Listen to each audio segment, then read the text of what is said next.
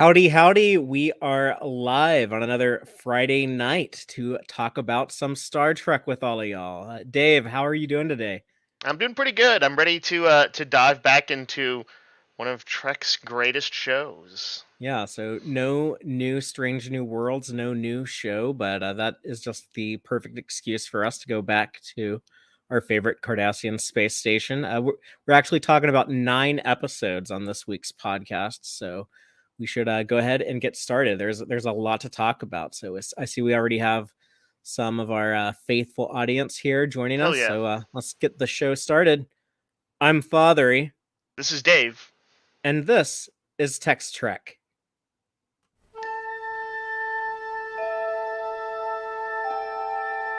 Engage.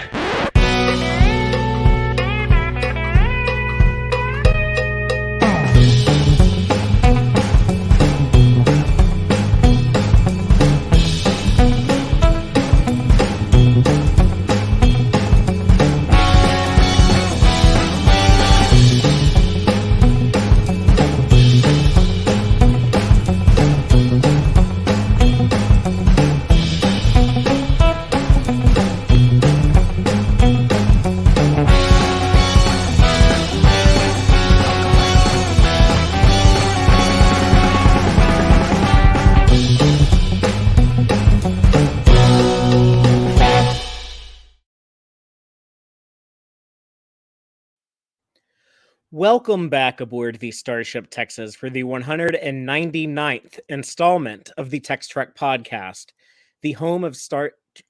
I'm sorry, had some crud in my throat. Let me start that over. The home of Star Trek fandom from deep in the heart of Texas, where we take a deep look at Star Trek, old and new. And tonight we are talking about Star Trek Deep Space Nine, Season 5. This is the first in a series of 3 podcasts talking about the 5th season of my favorite Star Trek show. And we're covering the first 9 episodes of Season 5. That's everything from Apocalypse Rising on through to the Ascent. There's a lot of juicy stuff in there. We have some tribbles, some Klingons, some love, some death. Several episodes where people get paired off for dramatic purposes. It's exciting. Yeah, I can feel the Parmok in the room. Yeah, for sure. So just before we get started on tonight's topic, I do want to give a big thank you shout out to all of our patrons that help us out. Thank you for contributing every month.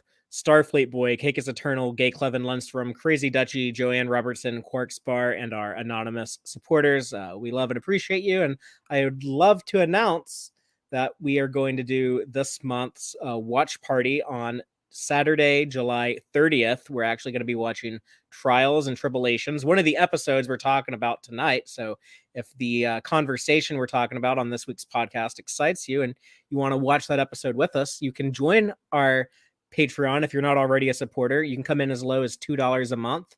There's some different tiers with some different perks, but whatever level you come in on, you'll be invited to the watch along. That's going to be July 30th. That's Trials and Tribulations, which in our subspace transmissions we received from Jill, she said on Twitter that that's actually one of the most rewatchable episodes of Star Trek ever made. So yeah, it's a great one for us to watch together. So I think Yeah, that'll be fun. It has a special quality about it. And one other thing, real quick.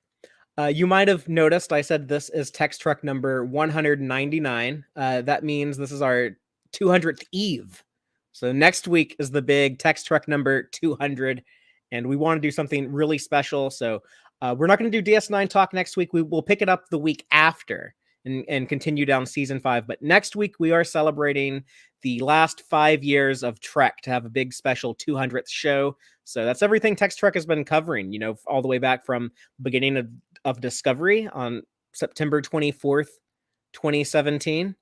And we're going to talk about just things that we've liked, the highlights of these last 5 years, these 5 shows that we have. We want to hear from our live audience. We want to hear from people who tell us on Twitter or in our Discord or on our Facebook page, what are some of the things that you've enjoyed in Star Trek over the last 5 years? I even have some special guests, some other content creators that are going to show up and share, things that they want to celebrate of the last 5 years of Star Trek that have stood out to them. And I think our good friend Starfleet Boy will be live with us. We're going to try to get our friend Rachel back, who's been on the show before. And yeah, so I think that's going to be a real delightful evening. And we're hoping we get a big turnout in the live audience, and we can just talk about the things we've enjoyed the most over the last 5 years. I feel like it's gonna have like a party atmosphere, right? That's what I'm doing. That's what we're going for. I'm gonna have a drink that night. And we're a festive hat, have a drink. It'll be fun. Absolutely. And Starfleet Boy will be up for that. Whether we were doing an anniversary or not, he'll have a drink. Yeah, he loves the celebrations. So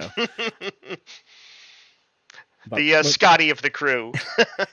With all that out of the way, Dave, we should go ahead and jump into our episodes. We're talking about the first of the 9, the first of the season. Yeah. So that's we're gonna be going through these at a good clip. We want to hit some incisive stuff, but we're not gonna linger over long on any one episode. Yeah, so we'll try to go a little fast and furious.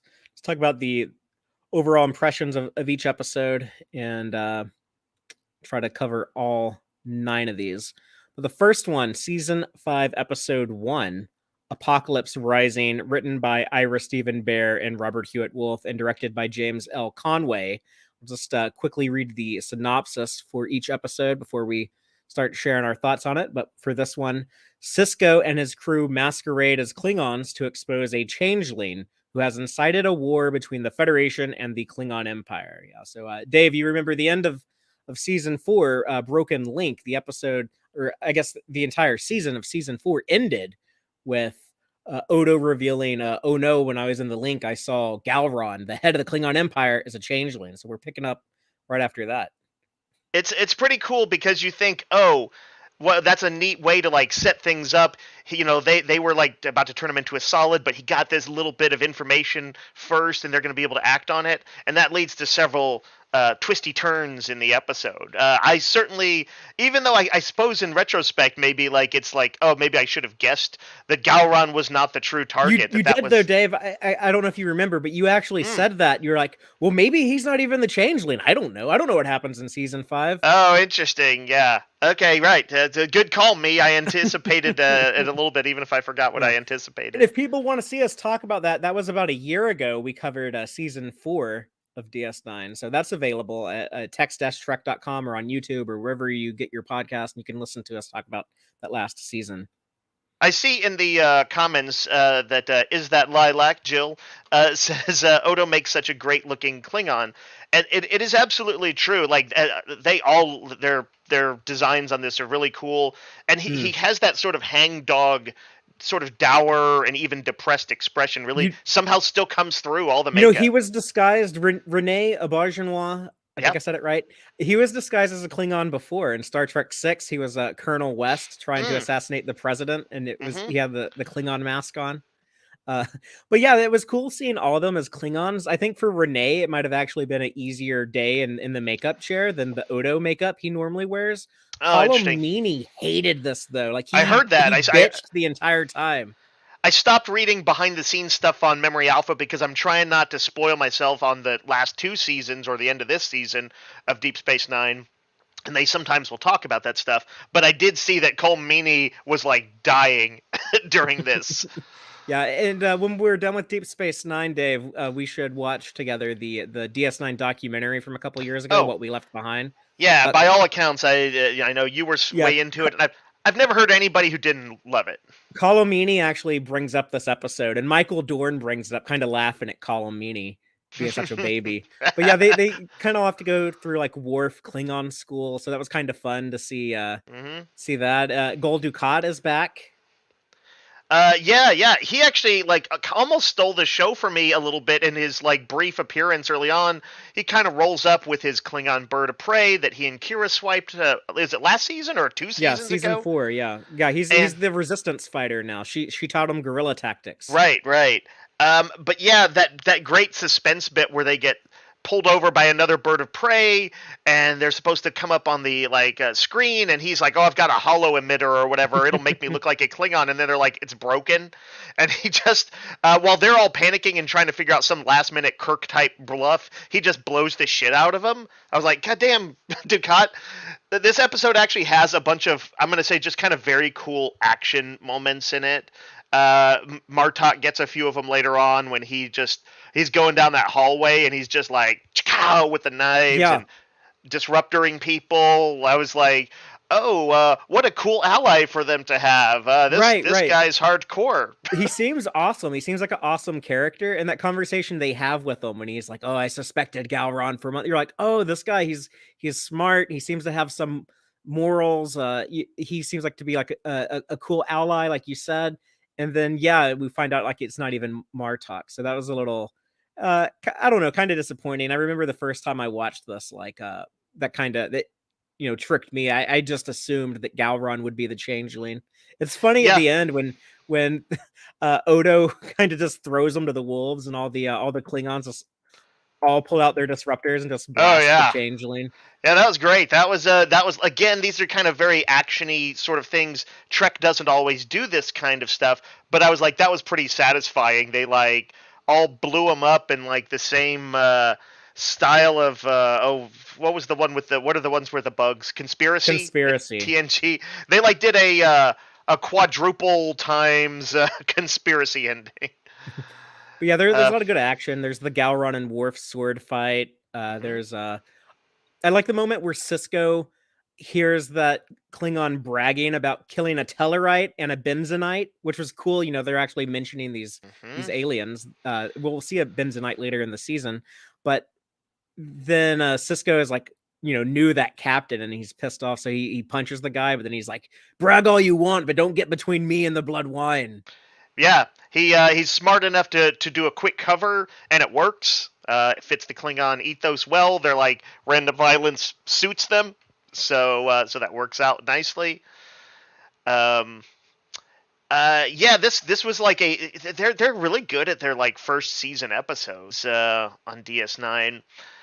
I jotted down a few things that popped out at me. One of which was just that like Rene Auberjonois playing the sort of gloom and depression of Odo, Hmm. his anxiety and all of that.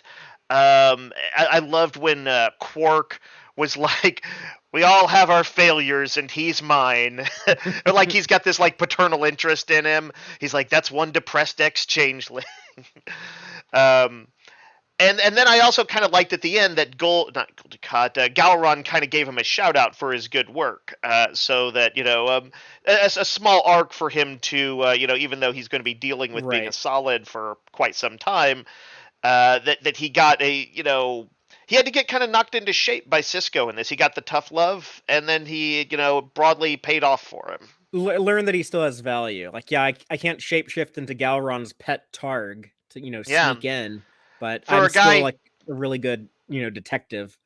who kind of is his job. Hmm. And that'll come up later on too in a subsequent episode we're going to talk about. Yeah, the worst thing that could happen is to lose a big chunk of what's ability at that job. Um, I like seeing him drunk at the beginning too, when he's just kind of fascinated with the yeah, bubbles he in was his like he drink. discovered the a little bit of I can't even quite say hedonism, but he discovered vices for Hmm. solids and stuff like that. And that was it's just a side of him we haven't seen. He's always been morose, but he's never been able to indulge in that or like sort of power through it the way I guess we solids tend to, which is to wallow in drunkenness sometimes.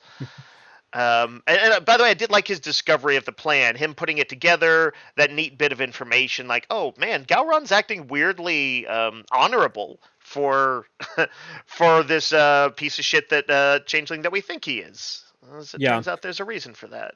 And they do a good job of reminding us that the Dominion and the Changelings, they are the biggest threat on the show right now. This entire conflict with the Klingons was all brought on by them.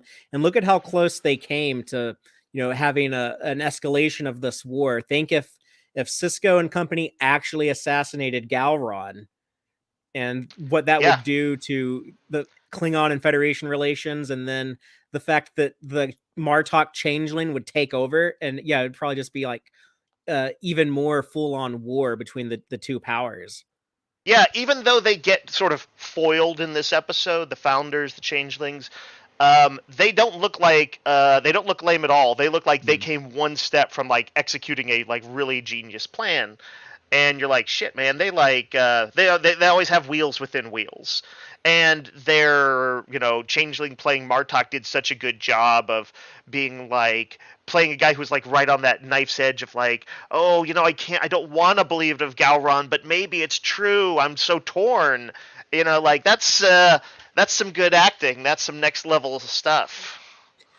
Um, yeah, and it continues what they set up in season 3 when we see them wipe out the Tal Shiar and the Obsidian Order. The changeling that was impersonating a Romulan, he tells Odo then he says, the only two threats after the stay in the Alpha Quadrant that we're going to be worried about are the Federation and the Klingons, and we have plans for them. So we see that this entire Klingons invading Cardassian space, all of that Martok was pushing for in season 4, that was all done by the Dominion. It was all part of their plan that we learn about in season 3. So it all ties together pretty well.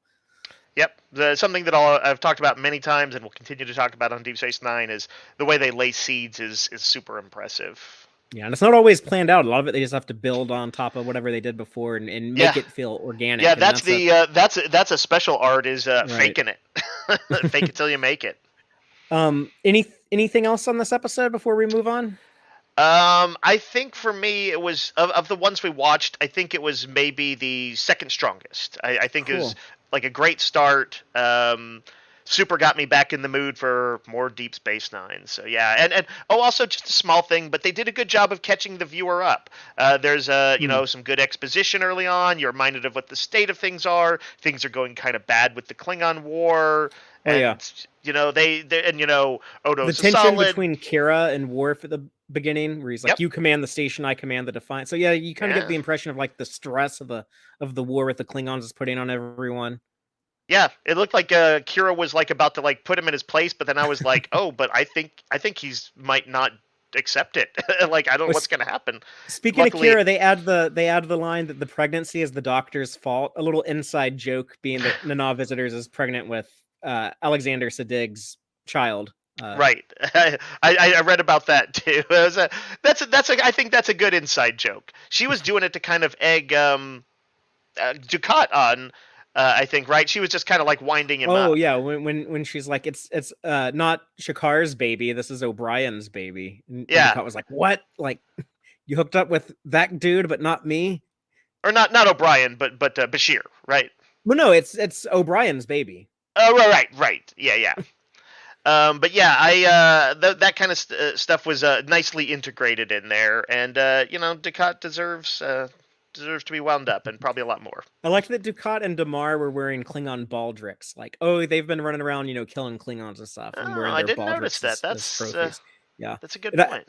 I told you before, keep an eye on Dukat's little right-hand man, Damar. He's just a small little background character now, but he'll become more important soon. Yeah, he was. I noticed him pushing back on some stuff.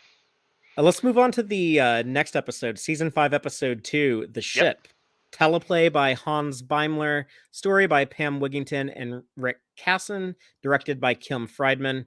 Upon finding a crashed Jem'Hadar warship, Sisko and Avorta spar over control of the vessel and learn their mutual mistrust has mortal consequences. So what do you think of this one? So I like suspense stuff. This is kind of like it's not quite a submarine suspense one, but it sort of functions like that. It's like a siege, like a right, like a castle siege or an Alamo thing. Yeah, with a lot of psychological damage going on, and awkward. What do you call it? Meetings, not negotiations. But so I like the suspense. It's somehow I felt like it didn't quite become like it didn't quite hit the peak that it could have. I'm not quite sure what I wanted it to do that it didn't. I did like the reveal that the thing that they were after for the whole thing was this was the changeling inside. Essentially for them do they revere them straight up as gods? Yeah. The Jem'Hadar and Vorta worship them as deities. I couldn't remember if the Vorta were a little bit more practical about it and were like, maybe. But are they as? Do they think of them as much as deities as the Jem'Hadar? Yeah, I guess that gets fleshed out more later. But Okay. yeah, I mean, like, and at this point, they've definitely established that with the Jem'Hadar. We've even had the Jem'Hadar say things like, but our gods don't wait for us after we die. We just serve them in this life, and that's our only value, I guess. Kind of sad, actually. Right. Right. That's right. Yeah. I thought one of the things I thought they did a good job of is really playing up how much they were on their own. Several times they mention it's like days from any help. Like you really cannot count Hmm. on the cavalry to ride in. It's just not going to happen in this episode. And so I thought that weight was on there. We have to talk about. I don't know if you say it like Muniz or they say it more like Munez. Munez. Oh Munez. yeah, Yunez and Enrique, or Yeah. TK, as O'Brien calls him. um, he's a little tropey as far as like, oh gee, I wonder if the plucky newcomer Well, he's not a might. newcomer. We've seen him in 2 episodes before. He was in season 4. Oh, interesting. He was he was in Starship Down, and he was in Hard Time. Background characters are very background for me. um, but that said, he is still what you would call an NPC. You, you you remember when they had the ship stuck in the gas giant and Worf was in command from Yeah, engineering, and O'Brien was their like, "You own can't balance ride of these terror. guys." Yeah, he's like, "You can't ride these guys that hard. They're not bridge officers. They're used to a little bit more informality." He was one of the dudes there. Okay, And then in a Hard Time, when O'Brien got out of 20 years in psychological prison that was right. VR'd into his brain, Yep. he was one of the dudes working with him, trying to help him get back in the rhythms of Okay. normal life. Well, that makes it a little more sad because this guy is not gonna make it. I thought that they actually did pretty good job with like his banter with O'Brien. I kind of liked, the sort of familiarity. He was clearly a guy who could like both like he kind of liked getting shit from O'Brien and he liked get knocking it back. He's sometimes people have that sort of friendship, and and that came through pretty well. I did think there was a little bit of slight tropey red shirt stuff to him a little bit at times, but overall I thought he turned in a good performance and was very convincing. And again I liked him as a character. Um, I when it wraps, Cisco talks about how if they had thrown a little trust at each other, that like all of the Jem'Hadar who died, all the Starfleet people who Hmm. died, Muniz, and the Changeling, like all of it could have been prevented. And I thought that was a kind of a fascinating point about just like that wastefulness of war that Kirk spoke poignantly about in Mirror Mirror and TOS. Um, that brought up and I actually almost kind of wish they had made it a sharper point that like it sort of poked focused more on that dramatically at the end. Not quite sure, but like I said, it didn't quite the episode didn't quite wow me. What about you, Fatheree? Was like what's your overall take on this one? I really love this one. It's one of my favorites of the season. Hmm. But I think it really depends a lot on if you buy into the emotional weight of Enrique's death and his Yeah, relationship with O'Brien. But I really like the tension between O'Brien and Worf, and then at the end when they kind of kiss and make up, not literally, but when they're sitting over Enrique's body yeah. in the Defiant, and Worf makes a Worf, very overt gesture to kind of mend fences and show right? respect. Yeah, and But like, I loved Worf's portrayal early on, where sometimes I actually want somebody like that Worf in those kind of situations. Worf's like, you shouldn't soft sell it. He's gonna be dead tomorrow. Let kill him with honor. you know, take him out of his misery. well, that was not what And like, O'Brien wanted to hear at the time. no, no, But you also got to think about like morale. Like, does it really do us that good as as a team to let's like beat down our morale? So I get where both of them were coming from, but yeah, I really love the Worf O'Brien friendship. They were mm, just, I think by coincidence, they were like doing like group friend stuff together on Next Generation a lot. Like O'Brien would play poker with the officers sometimes, or when they had Worf's birthday where they had to torture him with pain sticks. So O'Brien showed up to that. So Mm-hmm. they kind of had like this friendship established. Not as strong as say like O'Brien and Bashir's friendship, but the cool thing about O'Brien and maybe why Worf respects him so much is that O'Brien will stand up to Worf. He's not scared to puff out his chest and say, "Now you listen here, you big strong Klingon dude. Like I ain't scared of you, so you Yeah. better back off."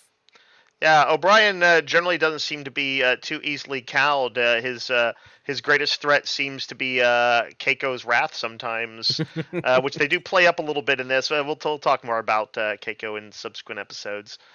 Um, What do you but think about Kalana the Vorta? um, you just pulled up an image, and I'm like, oh yeah, I'm like that's a surprising amount of cleavage for a negotiator. Just look at her image.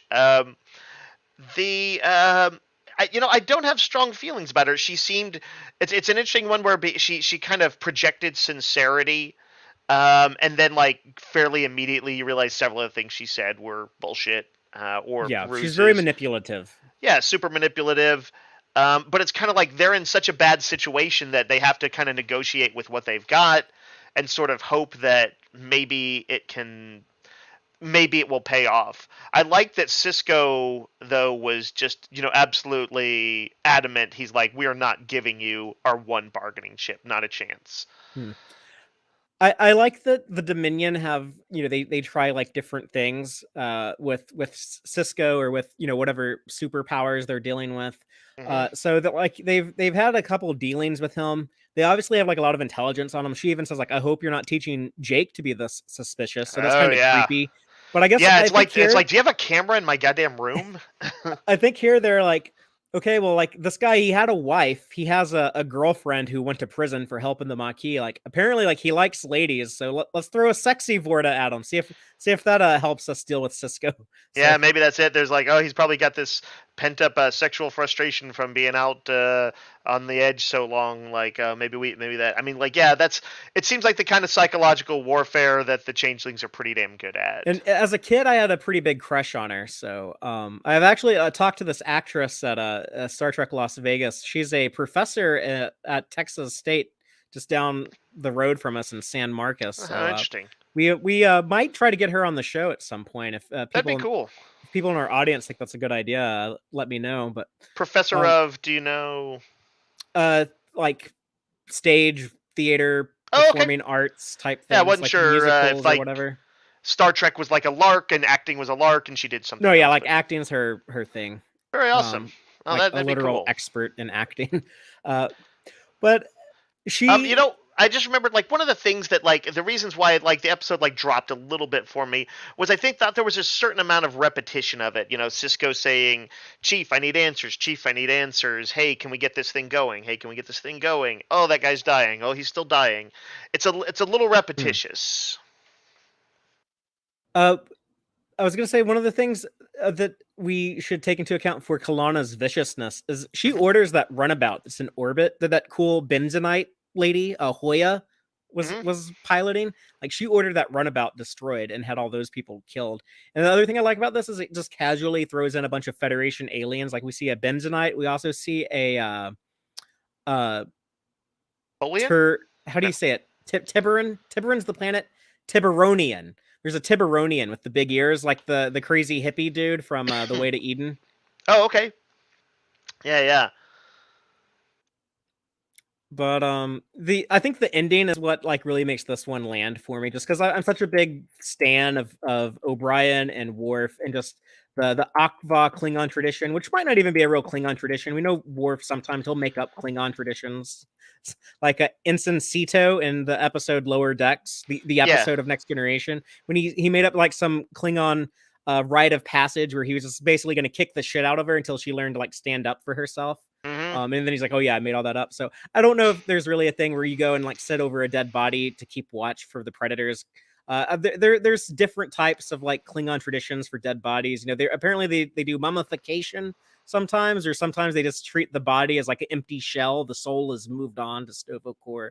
But it was a very heartfelt moment to me, and also Yeah. the scene before that of Cisco and Dax just talking about like yeah, like some red shirts died in this episode. Like they really feel like the weight of like those deaths. The yeah, that's true. This is an episode that kind of becomes a tribute like that, and I definitely like that as a concept. Um, I arguably like I want want Trek to get away from the red shirt joke. It's it's not that I haven't ever laughed at that one. It's just that it's kind of a surfacey sort of joke, and I don't know. I'd rather have more stuff like this that acknowledges it and projects a sort of more mature Starfleet. Hmm. I did notice, by the way, in our I think on our Twitter feed, it was this was an episode that was a favorite of Deb in our out in the tweets land, Oh, cool. specifically for the relationship between O'Brien and Muniz. Just she said it was super real to her, and so yeah, I was. It's always interesting to see what people like. Which connections particularly work for them. Well, Dave, I'm going to go out on a gander. I think that you really like the next episode, season 5, episode 3, looking for Parmok in all the wrong places. Now I have to ask, what makes you think that of me? Um, because this is the most Shakespearean of a lot of these episodes. I've actually heard someone say that before, but You yes, know what I thought? I thought it was Cyrano de Bergerac, right, where right, yeah, it's very Cyrano. But yeah, yeah, theatrical. yeah, this one was written by Ronald D. Moore, who the Klingon guy, and Mhm. directed by Andrew Robinson, directed by Garrick, Oh, who would go on to direct some Voyager episodes. The synopsis on this one: Worf shows a smitten Quark the way of Klingon courtship when Quark wants to rekindle a romance with his ex-wife Grilka, even though Worf has fallen in love with her. So yeah, Worf well, teaching Quark how to court a Klingon woman and prove that he himself is able to court a Klingon woman. right. Well, Fatheree, as it happens, you guessed correctly. This is one vies for probably like third or fourth place in my favorite episodes of the season, or like thus far. And I wasn't sure I was gonna like it early on. Sometimes when they're a little bit I don't know, what's the word I'm looking for? Shticky with the humor, like, Yeah. oh, he's gonna try and help Quark worker woo a Klingon, and um, it seems like a gimmicky idea. I'd forgotten, like, generally they handle humor really well on Deep Space Nine. I think they're very Yes. good at it. So I shouldn't have been so nervous. And indeed, it worked out well. And I think part of it was because I like when they treat Quark. I mean, obviously, Quark is a comedic character in many, many ways, but I like when they are not like just don't treat it as just like, oh, it's the most ridiculous thing in the world that he would ever want this. I'm like, no, they take it with some seriousness. They show that Quark has something to offer. And also, by the way, this episode actually took me by surprise. I kind of didn't really notice until the very end that Dax's assistance was more than I what I thought what it was. I was like, oh right, she is making very unsubtle hints by the end to Worf that he should stop pining away for stuff and look at what's right in front of him. Yeah. At least And Quark knows an opportunity when he sees one. um, as far as the was it the relationship stuff goes in this episode, there's a bit that I really liked early on because there's a little bit of O'Brien and Keiko and stuff going on, or actually, it's O'Brien fighting with what, Kira?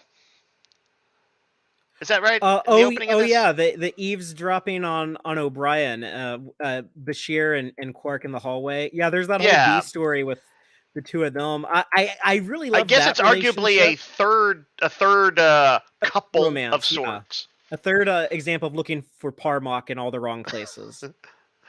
But I love the line where Bashir is like, you guys still fighting? And O'Brien's like, who said we were fighting? And Bashir's like, well, word gets around, it's a small station.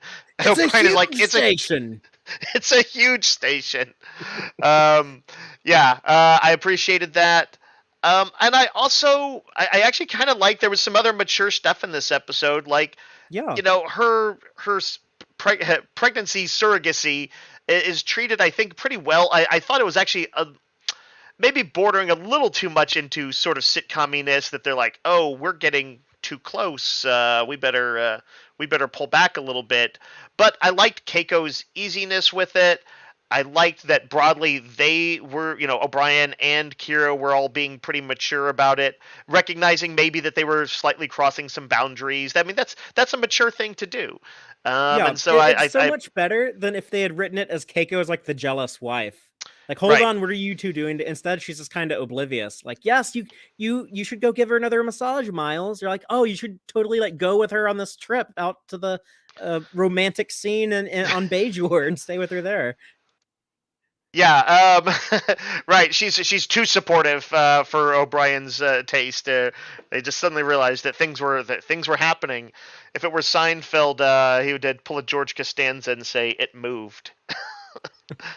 Sorry, it's a massage thing. He um, anyway, it's arguably a low stakes episode, and I sometimes like those episodes quite a bit in Trek. But Mm-hmm. it's not, in some ways it's like not, because what could be higher stakes than Dax and Worf, making a big romantic connection by the end. For Quark, it's kind of more of a fling, but for Dax and Worf, it's I actually don't know. I don't know how all of that stuff plays out. I know it's pretty big. Yeah. Yeah, as of, right now the status quo of the show with, these 9 episodes we're talking about, like they're in a they're in a relationship that seems to grow more and more serious. And we'll talk more about that. It's brought up pretty prominently in another episode we'll discuss. That scene in sickbay where everyone has like their injuries from Klingon sex and Bashir is just kind of just like rolling his eyes like, "Oh my goodness, like really? Seriously?" Yeah. What is it? Is it? Did you like that? Too campy? Not campy enough? I like it. I like the I mean, from a They've established continuity that Klingon standpoint, sex it's is a yeah. violent thing. Yeah, they established that in Next Generation, so I guess it's I adhering to canon, but it's also funny, and I think it's a good cap on the end of the I story. laughed at it. I liked it. Um, You know what else made me laugh is mm, when uh, Quark is being controlled as like the puppet on Worf's strings, right? They have like the suit rigged where Worf is doing all of Quark's movements and stuff, and mhm. so that he can win that combat. And then after that, when Quark's about to get it on with Grilka, it's like Worf would have like gone ahead and gone through with that part of it too if Dax hadn't like turned it off. So Yeah. um, I also, by the way, I thought it was like when they did have to do the, basically Worf taking over him with like the VR simulator thing, that was like really well handled. They like barely needed to explain it at all before you kind of yeah. get the idea. They told it that stuff visually, and then there was like a lot of sort of some fun hijinks during it, including Quark's desperate aside, where he's like, "I'm gonna make a speech. Yeah, I observed your traditions. You gotta let me do mine." Hmm. That was cool, and it had to be fun for Armin Shimmerman to like kick some ass with the Botleth. I think that had to be a blast for him. Um, what else? Oh, you know Well, what else? I think the thing that made me laugh the most, maybe in the episode, there was a bunch of good stuff in this one, was when Worf first wants to try and impress Grilka, and he walks up oh to yeah, Morn, and he's like, "I will apologize for this at a later time," yeah. His little display that and then he just chunks his ass down. Tumek was the advisor. Yeah. That guy actually, that actor, he's from the original series. He was in the Gamesters of Triskelion. He was Oh. Growl or whatever, like the guy that would like he's kind of like the slave master. He also shows up in Voyager as like a Vulcan elder. He's a great actor though. I like him as like these Star Trek characters he plays. And then the Mm-hmm. other Klingon, the bodyguard that Quark fights, that's Phil Morris, Topak. But Phil Morris was also in the original series. He was in Miri. He's one of the kids. He was the little black kid with the army helmet on. Mm, And then he okay. shows up in Star Trek 3. He's the cadet at the beginning on the Enterprise. When Admiral Oh, Kirk is like, a hero's welcome. Is that what you mean, son? Oh, God knows we deserve one. Uh, yeah. and then he will go on to play a Jim Hadar in season 6, a really good Jim Hadar. And he also plays a character in Voyager. And I love Phil Morris because he also does a lot of DC stuff. My other big love, other than Star Trek, I like DC comics and a lot of the animation. Not as much of the live action stuff, but I love a lot of the DC animation. He does Vandal Savage in the Justice League cartoon. Oh, and in Smallville he played Martian Manhunter. So Hmm, he's done a lot of cool roles. He's like one of my yeah. favorite character actors. That is very cool. Um, But that's all I got on this one. Let's see. I wanted to mention one or two things that I thought were sort of sweet moments in it. One is when Grilka, who, by the way, happy to see them linking, calling back a previous episode. I like that stuff. Yeah, House of Uh, Quark. yep, and in a kind of a neat way. Again, it feels organic. Quark's just like, oh, I just want to see if I can cement what we had to just pretend at last time. That's pretty good. He's got an inroad already. He's just got to get better at it. But when she's talking to him and he says he wants to acquire her, and she's like, "Oh, you're sounding like a Ferengi." And then he says something like that for him is both very Ferengi and sort of sweet. He's like, "I am a Ferengi. That means I have a talent for appreciating objects of great value, and I believe you may be worth more than all the latinum in the quadrant." I was like, "Oh, that's That's a for good Quark. That's line. actually very sweet." And then at the end, when Dax attacks Worf with the Botleth, um, very much kind of showing that she was she was the Dom in this moment for sure. And maybe I believe I get the vibe in subsequent stuff too. Um, I like the comments. Well, first of all, that well, this will come up again, but he's not as traditional a Klingon as he lets on. I thought that was a neat bit of character insight. That he's and then that when she attacks him, I'm like, wow, they made attacking somebody with a batleth seem sweet, and I thought that was a really cute moment at the end, in its way, to be Well, followed by violent sex. we had a fun Klingon episode here where there was a lot of comedy and silliness. Let's talk about a serious Klingon episode. Yeah. Season 4 episode. I'm sorry, Season 5, Episode 4, Nor the Battle to the Strong. Teleplay by Renee Echeverria. Story by Bryce R. Parker. Directed by Kim Friedman. When Bashir and Jake answer a plea from a colony besieged by Klingons, Jake's naive idea of a good story is shattered by the reality of fear and cowardice. Dave, I'll just tell you, like, real quick up front, I love this episode. It's been one of my favorites ever since I saw it back in the 90s when it aired. Hmm. What did you think about it? I liked it a lot. It's very intense, and I wondered if it was influenced by, I think, the success of shows like ER and stuff. I think were breaking out in the Oh, 90s, yeah. Yeah, that was popular around this and time. I remember, a funny thing. I was watching an episode way back in the '90s of Xena, and there was one where she had to kind of run a sort of medical ward in like a cave from there was a battle scene, and they filmed it with like a handheld camera up close while she's like doing all this pressure point stuff, like Xena does. But it was clearly influenced by ER, and I always remember that I'm like, oh wow, that's how big the effect of some of those shows were, and I think it was on this too. This is a really another good Jake episode. I had no idea that this character early on that I thought was like, oh, he's going to be a little bit of an annoying kid character, Oh, that he I'm would so grow up glad you and said that. Uh, said what? Dave, way back when we discussed season 1 Yeah, of DS9, you were still kind of getting used to the show because you hadn't seen much. right. Um, but All one of the things I first pointed time out, stuff. yeah, these actors are so good at these characters that I think any Deep Space Nine regular and a lot of the recurring ones, but any of the regular characters, you could build an entire show around them, and they could be the lead of a show. And you said, well, I don't know about Bashir or Jake, and I was thinking, like, just wait till you get to season 5 and see, like, yeah, it Yeah. definitely takes them longer to grow into their characters. Probably took the writers a little bit longer too, but yeah, I mean, this episode, like, it's really cool, the relationship between the two of them. And I love that they shot this at the Bronson caves or caverns or whatever it's called. Like, they use that as like the Bat Cave in the 60s, but it shows up in a Uh, lot of oh, movies that's and wild. shows and Yeah, stuff. yeah. Got just the right sized entrance for it. Yeah. So Jake's thing, I feel like a lot of people who kind of want to be writers have that sort of somewhat romanticized view of the world that he Hmm. has, where he kind of wants kind of big, larger than life drama, but it's more of the idea of drama than it is like, he doesn't see the human cost of it. And this is the episode that throws him just headfirst into it, just kind of brutally.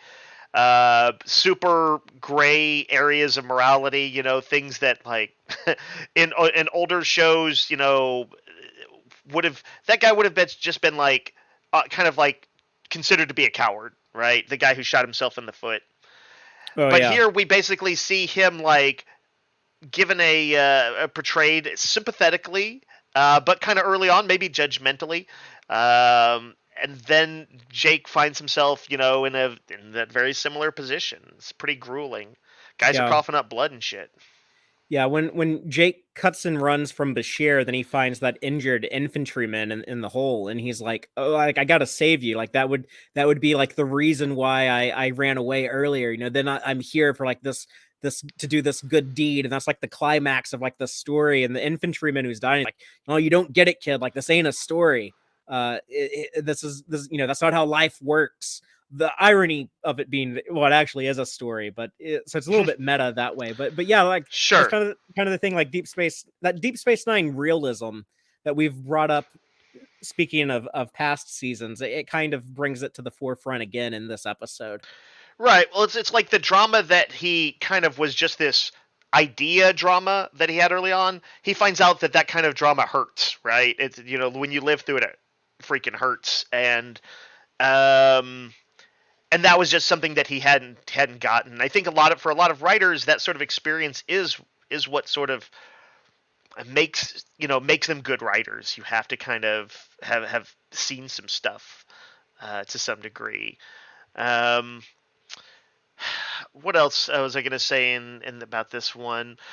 There's a few small things. Like I was like, oh, transporter scramblers. I don't even know if that's a thing that they talk about before or after this, but I thought that was a cool idea that the Uh, Klingons are using. A yeah, we get like a little sense of like I guess Star Trek little more ground tactics and ground stuff. war tactics. Yeah, like these hoppers. We never see them, but they move troops around with something called a hopper.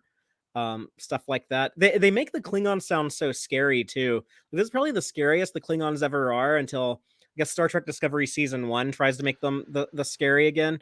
But just like the conversation that the gallows humor and everything with Hmm. the medical workers when they're talking about well, what How would they be want to worse, die. yeah, do you want to be beheaded? Do you want to be disintegrated? I love like how they talk about disintegrations. Like it'd be quick and painless, wouldn't it? And another one's like, no, I think it'd feel like being boiled alive. Like it'd be terrible. And then when the Klingons actually show up, it's just like it's just two dudes in Klingon armor and Klingon makeup. We've seen it 100 times at this point. But you're terrified when you see like the two of them like running up into the what Right. would have been like the safe room to be in before, and you see them in there. It's like, oh yeah, that's terrifying for Jake.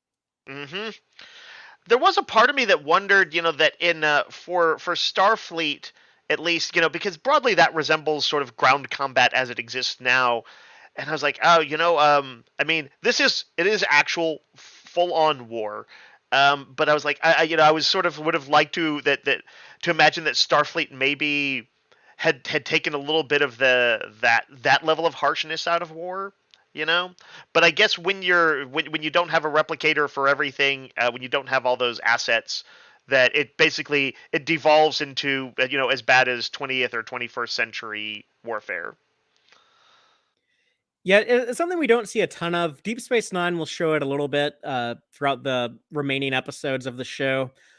But I kind of wish that they would expand on that a little bit more because I'm just curious, how does that stuff work in the universe? Like are they're Marines or their army or whatever they are? The guys who are the infantry. Like how does their combat work? And I'd like to be able to see it, but it'd probably be hard Hmm. to show that effectively on a TV scale budget.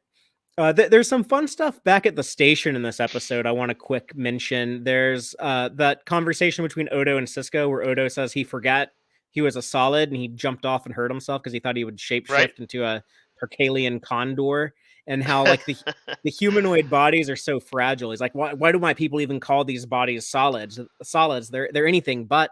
And Cisco hears that right at the same time he's worried about Jake and like, yeah, like we are fragile. Like, man, I hope Jake will be okay. And there's also the Quark to Gino, the attempt at the decaf rack to Yeah. Gino. It makes me cringe when everyone it kind of takes like O'Brien's side about like, well, you're carrying his baby, he deserves some say. And I hate that like Odo agrees with them on that. So Yeah. in my head canon, it's like Odo doesn't want to show anyone he has a crush on, or I guess it's more than he doesn't want to show anyone he's madly in love with Kira. So he's just siding with O'Brien to kind of hide it, but it's still kind of a cringy moment.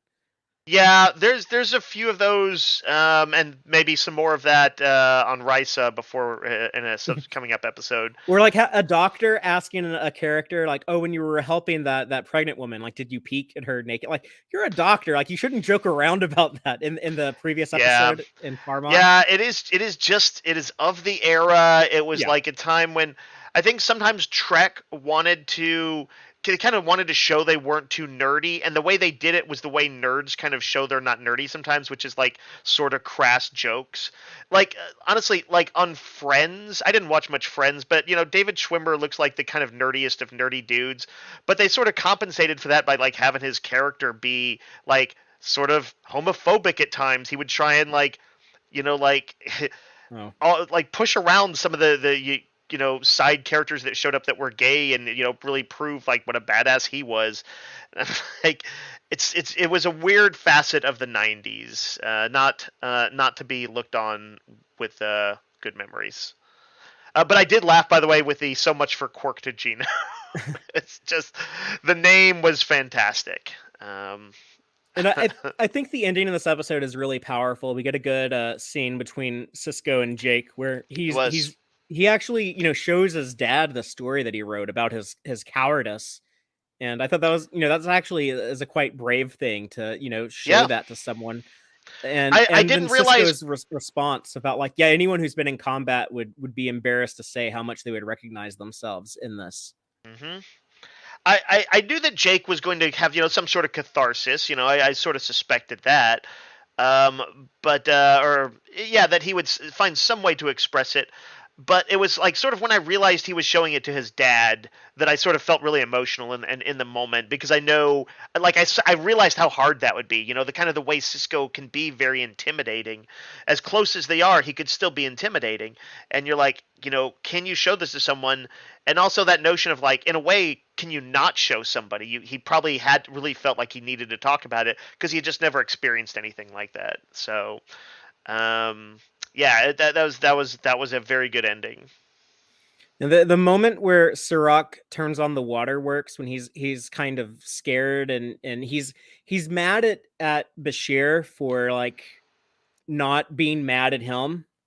Hmm. And when he's like you should hate me right now after what I did, and he's just like so racked with guilt. And then when he's like alone in the corner in the dark crying, he's Hmm. like this whole episode, like he's like I'm a grown-ass man, I'm 18 years old, like don't worry about me. And then he's able to play the character so childish all of a sudden. That guy, maybe childish isn't the right word, but like he like on a dime, like he switches back to feeling he's like a scared little kid all of a sudden. It was Right. a really strong performance. The reason why Sirach Lofton got material like that is because Avery Brooks would go to the writers and he would tell them, "You're not challenging this young actor. You need to give him, material that he has to really work hard on, and That's it pays off in moments like that." that was a great thing that he did there, because yeah, Sirach has gotten to shine in a number of episodes. And I think there can be like, when you've got characters that are kind of like kids, and I think this sometimes also happens with minority characters, is that there's like a drive to kind of keep them innocent and like heroic and not show flaws in them, which can unfortunately translate into sort of flatter characters. And I think Avery Brooks was exactly right that giving anybody challenging material is the right way to go. Like it will draw out the qualities in that actor. I also think Terry Farrell had like a really good moment when she tells that story of a past life as Audra Dax, I believe, when she had the injured kid that she would go and read to every day. Um, Right, right. and the last thing I have to say on this one is I remember watching this again when the DVD came out in 2003, I guess. It was the first time I would have watched it when I was about the same age as Jake. And it's Hmm. I just remember thinking about like, man, like me like going into like a combat situation would probably be like a lot more truer to like this than like, Luke Skywalker, 19 years old, leaves his farm, joins up with the rebels, blows up the Death Star on day one, has like this cool adventure and everything. Is like, no, it probably would be more like this. It's probably more like being like the scared little kid in the cave than like the cool badass who's the hero of the day. So I remember making that comparison. Interesting. Yeah, nobody knows what they're going to be like when the bullets suddenly start flying. Anything else, or are you ready to move on? Yeah, let's hit the next one. Okay, so next up is season 5, episode 5, The Assignment. Teleplay by Bradley Thompson and David Weddle. Story by Robert Letterman and David R. Long, and directed by Alan Croker. Dave, this is an episode that gets a lot of hate because society is very unfair to Keiko O'Brien. I think she's a great character, and Rosalind Chow often has really good moments playing her. And I actually like this episode and want to defend it. But what did you think about it? That's interesting. So it's fascinating to me to go into these with like I had no context whatsoever for it. I do know broadly that that Keiko gets some heat, and I think like is this the one that opens where they like killed, yeah, Dead like, plants. yeah, Bashir killed off her plants, and both like O'Brien and his daughter are like, oh, neither of them are, they're both scared to tell mommy, and I'm like, well, part of Keiko's, I think, bad reputation is because they like sometimes on the show they treat her like, oh, here comes the old lady, she's boiling mad, and like they don't always actually portray her that way, but sometimes the writers did have characters talk about her that way, and I think that's unfortunate. That said, she's like not piloting her body in like 95% of this episode, so I don't see how this would, but for the most part this can't actually have it shouldn't have any bearing on her because it's not her. um I half wondered as I was watching it if this was some kind of weird, like this was going to be a reason why people hated her, because it would turn out she actually was her and she was pulling some kind of Oh, no, no. strings on him. But thank God it wasn't. Yeah, I this actually, introduces the paw wraiths. They're like the yeah, if the prophets in the wormhole are gods, the paw wraiths imprisoned down in the fire caves are like the demons of Bajoran religion. I knew the name and I couldn't remember if I had like if I had heard it before in some just briefly mentioned in some episode. But to me, this was like a really good suspense and borderline horror episode. The thing in the Yeah, opening where she's talking to him and she's like, kind of still got her casual voice on, but she's like, she says something like, she's like, if you don't do what I say, I'm just going to kill this body. And he's like, he yeah. kind When of goes from she's casually eating the chocolates, the yeah, apology chocolates. Like, I'm sorry, I killed your plants. and he's thinking like that some of the weird stuff she's saying is like, oh, she's just being kind of cheeky or something, like it's like Yeah, some joke he doesn't quite get. And then when she suddenly mentions killing her, it's like the music takes that darker turn.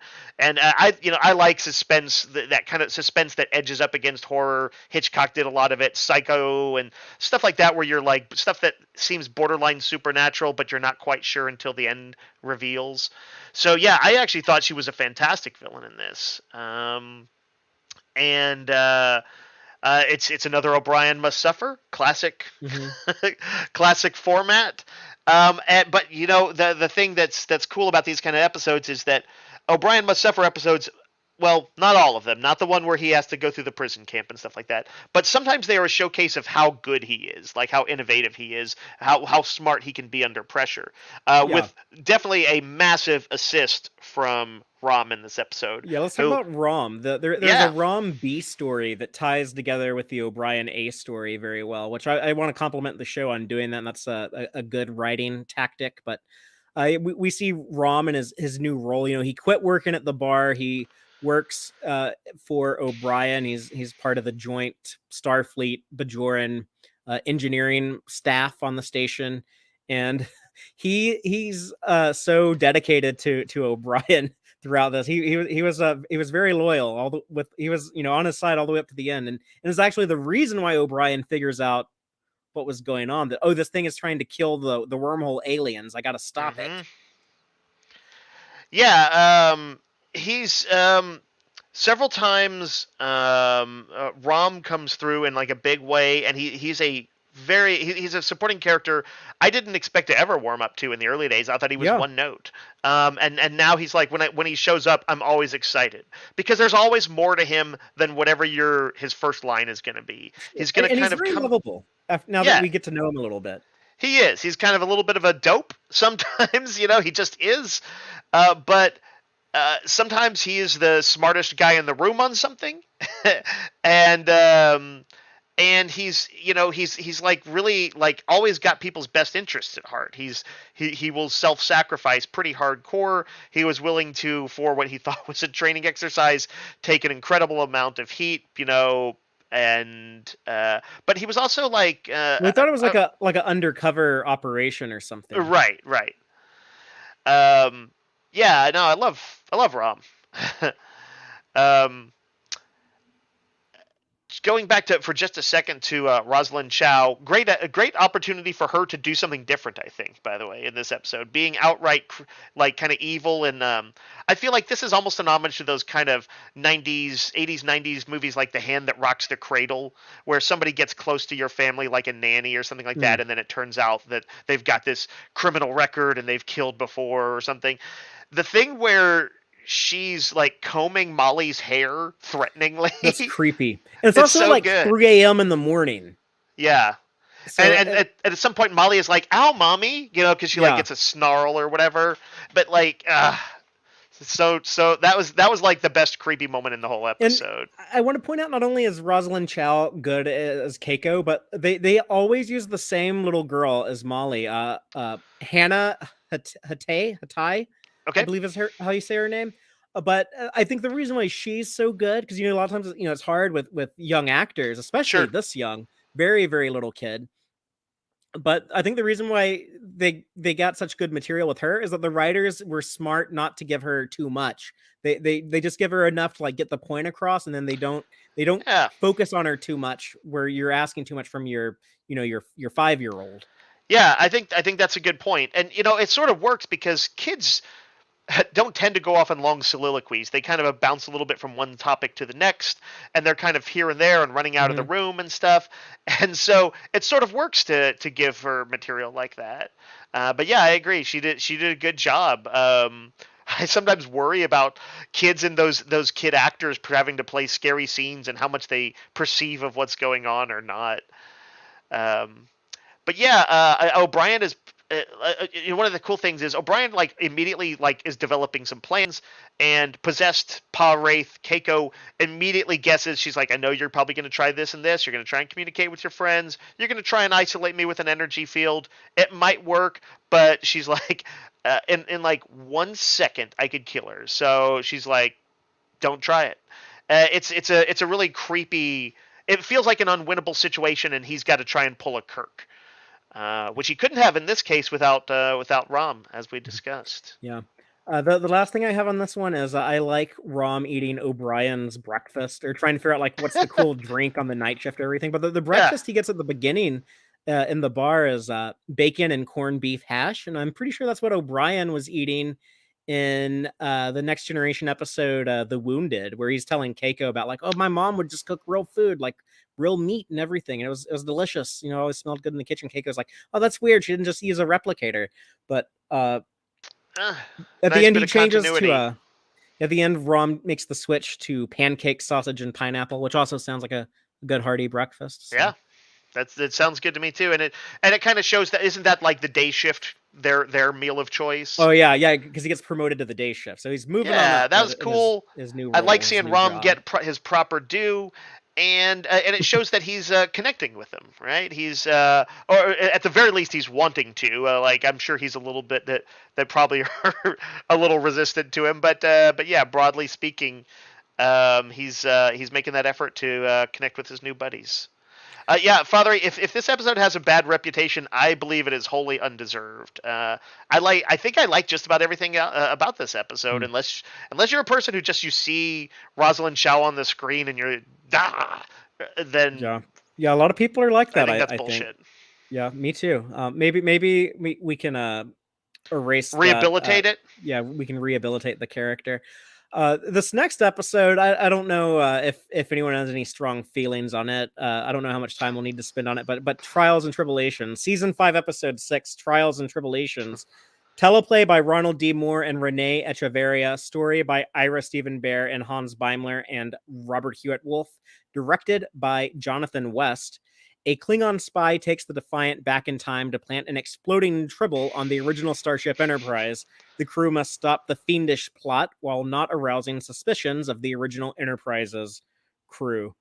Dave, this is a fan favorite episode. I know you had seen this one before, but what did you think about seeing it now in context of the rest of the show?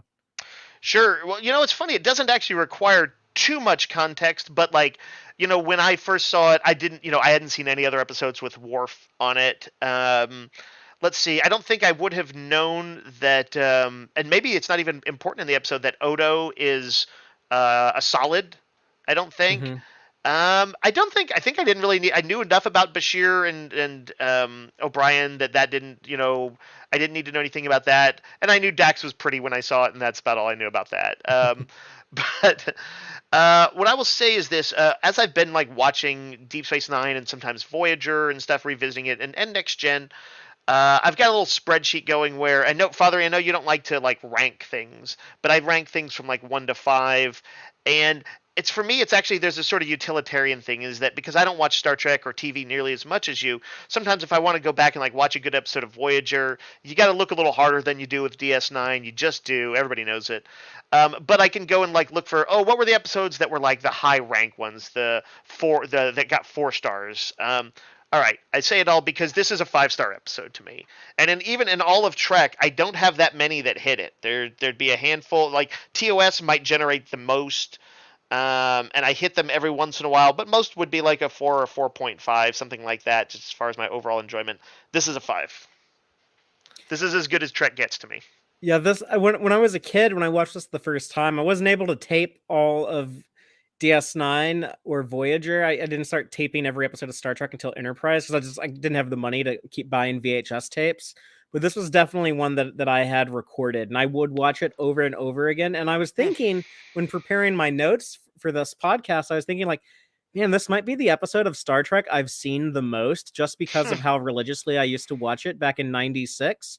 And then I was thinking about it a little bit more, and I was like, yeah, not only Dave do I not like to rank things, I don't like to like have like a top 10 list or have favorites or anything like that. Mm, But if I don't know, like this would be a contender for maybe my favorite episode in like all 800 plus episodes of Star Trek. yeah. I think this might be like a major contender. It's my Well, two favorite shows colliding together, DS9 and the original series. I have such and good to be honest, nostalgic memories of watching it. the original series episode I think is probably a 5-star one for me too. Just like perfect comedy. It's kind of like got triples are a legitimately great idea. It's got the weird and ingenious idea of them being born pregnant. It's such a weird sci-fi thing. I'm like, how did they come up with that? Where did they come up with this notion that they would have this episode with this cute creature and like a lot of comedic stuff and a bar fight, but enough serious stuff to like have moments where they get poisoned and like truly some of the best comedy in Trek, I think. But yeah, you're right. It's marrying two, at the very least, two of the absolute best Treks. In the technological achievement of this episode, they used the Forrest Gump technology. Hmm? This came out about 2 years after, I believe, Forrest Gump hit theaters. But the way that they were able to add them into the footage of the original series so seamlessly, it still looks very good today. Like, yeah, I can point out like some color timing issues here or there, but Oh, I really? also know to look for it. Right. It Overall, was it's pretty completely. seamless. It was seamless to me. Like to me, the technology and the lighting they would do on what I know must be original shots um, Mm-hmm. was flawless. Yeah, and they put a lot of effort into pulling that off. They had Jonathan West direct this because he was the cinematographer on the show for a long time. So, he was able to do a lot of the technical stuff, like getting the lighting right, getting the camera angles right. They used a 1967 camera lenses, film stock lighting, all of that stuff. They invited one of the original series producers, Robert Justman or Bob Justman, and everyone's probably heard that name before if you know much about the original series behind the scenes. But they invited him onto the set, onto their recreation of the Enterprise, and there were like two things he pointed out that weren't perfect. He was like, "Well, the paneling over here doesn't look quite right, and like this red mesh over here doesn't look quite right." And Mike Okuda told him like, yeah, those are the only two things we couldn't recreate because the companies that made those in the 60s went out of business and we couldn't Wow. get them. So he was, I know Mike Okuda must have felt like so proud. Like that means we got everything else like 100% perfect. And I know like they probably don't want to like talk about this. I mean, they might talk about it now. They probably didn't want to talk about it then in the 90s because they don't want to like uh undersell themselves or like be like shortchanged on like future jobs or anything. But I know enough about like Mike Okuda, Doug Drexler, a lot of these special effects guys, the behind the scenes guys. They were so passionate about the original series. They were just working like ridiculous overtime, trying to get like everything perfect. They're probably doing all kinds of stuff off the clock, just trying to make sure that they get this exactly the way they wanted it, and it really pays. I mean, this is truly a passion project.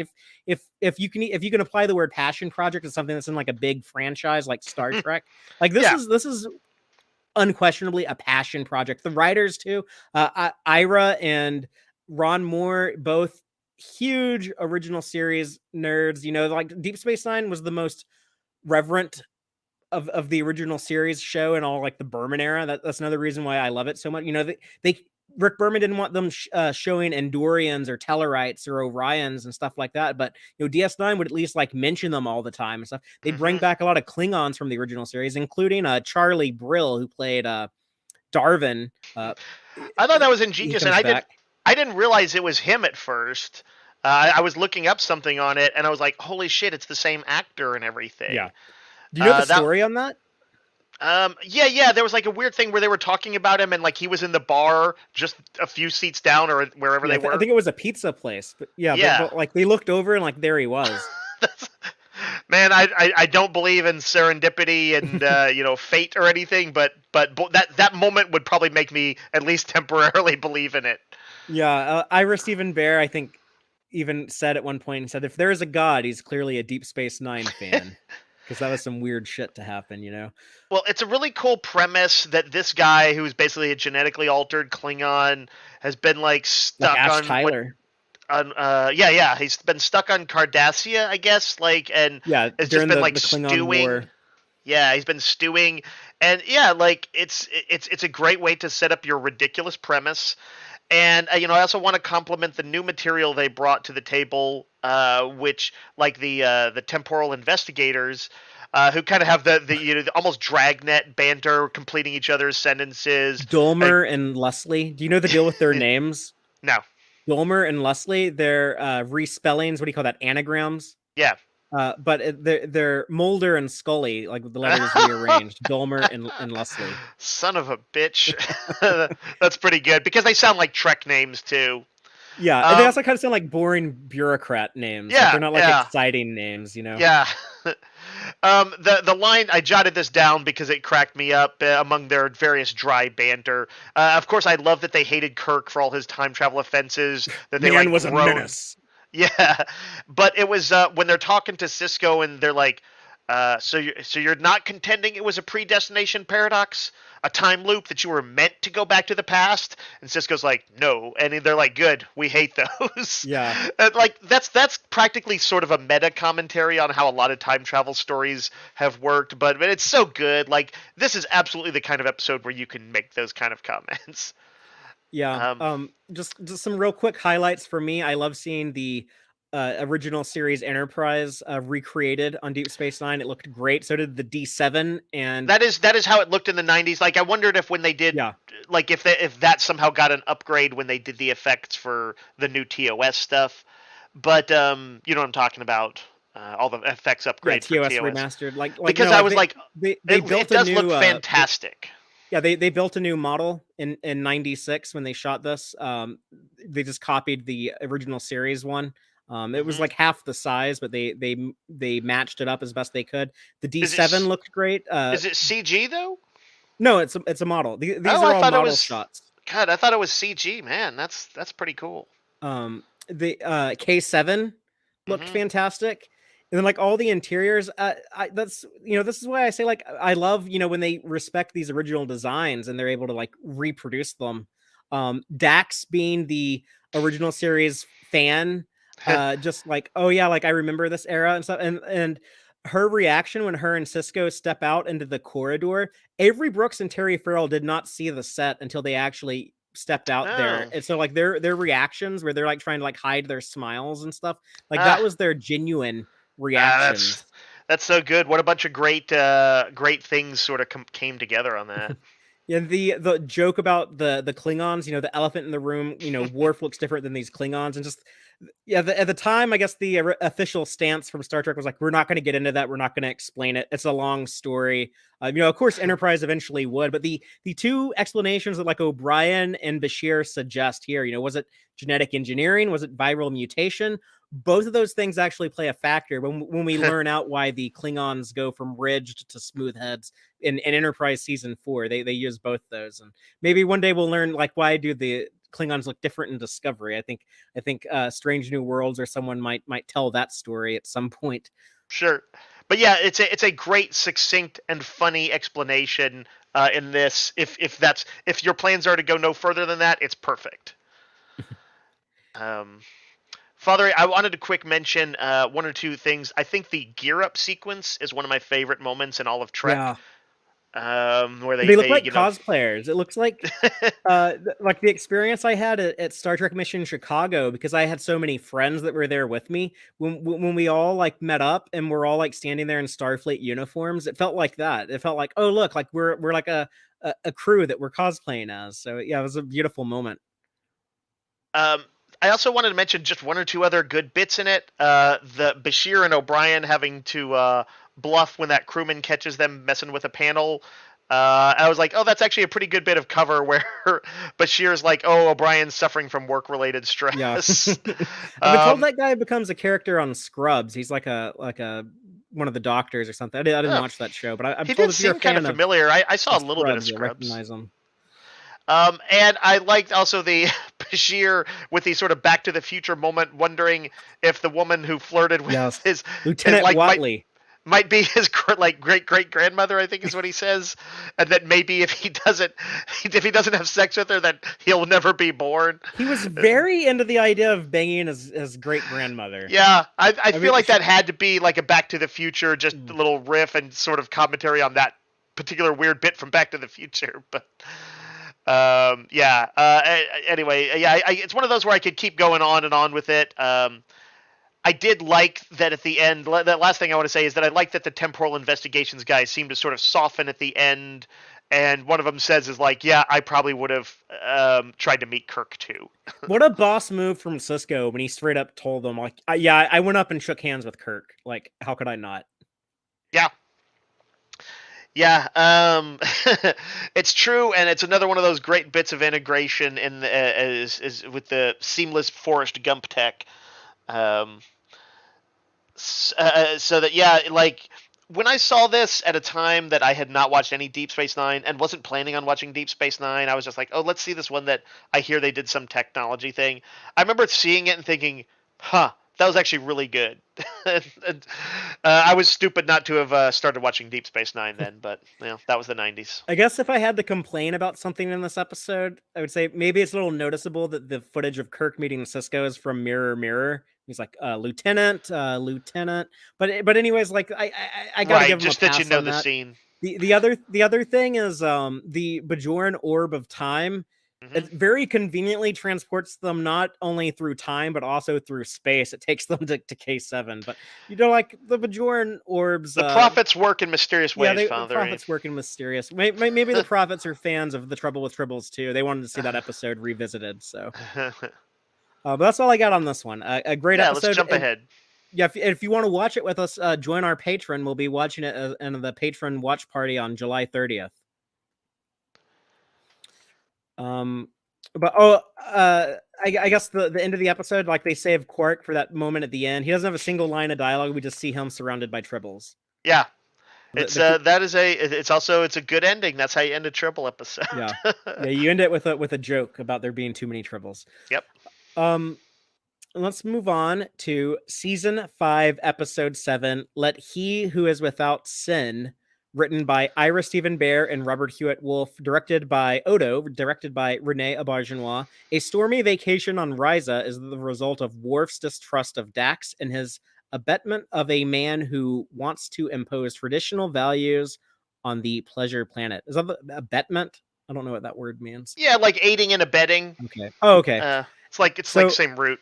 Uh, out of all of these episodes, there's one that gets like a ton of hate, and it's this one. This shows up on a lot of like the worst episodes of DS9 ever list, but I like it. I think this is a fun one. What about you, Dave? Is it for those tropical pants Bashir is wearing in the screenshot you have currently pulled up? Because that's pretty bad. This is the one episode I notably didn't like in these. I felt that like I actually like the sort of premise less about the like say Worf and Dax stuff, which a lot of that I found unfortunately very dated and reflective of sort of some '90s attitudes. Um, but the idea of a sort of a kind of a prudish Jordan Peterson kind of conservative puritanical guy trying to make waves and do his propaganda on the Hmm. pleasure planet of Ryza. I think that's a good premise. Like I Me like that too. kind of basic concept. It's very Star Trekky. Yeah, yeah. Pascal Um, Fullerton, the chairman of the Essentialists. That's why a lot of people hate it. I've heard people say like, yeah, it seems weird that you'd have people like that dumb and backwards in the Federation. But I was like, no, these seem like the perfect dudes that would show up and kind of like foil everyone's fun. Like, there's always a party pooper, and they're not like that dangerous. They're not like that threatening.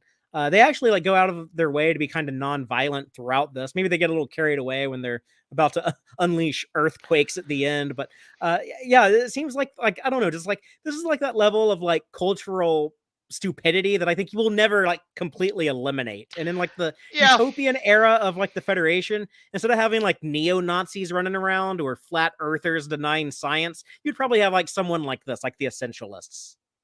well, you know what? Also, like wartime brings out kind of fear mongering and scapegoating everywhere, and so Mm, the Dominion War and war with the Klingons. Probably makes this a good time.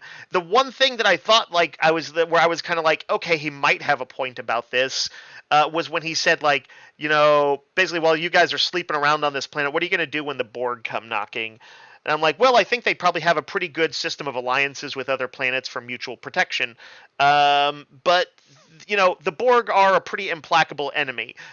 Surely you're not going to win them over with your free love stuff. All that is ours is yours is not going to work on the Borg. The Borg are going to be like, we know it is. yeah, the Borg don't come on vacation.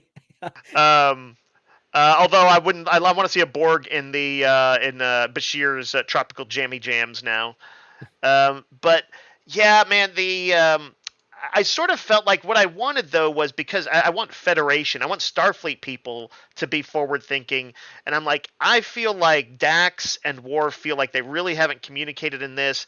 That they have different ideas about what they want in the relationship, and that I felt like Dax, as outspoken as she is, would have like insisted upon it early on and not be like doing.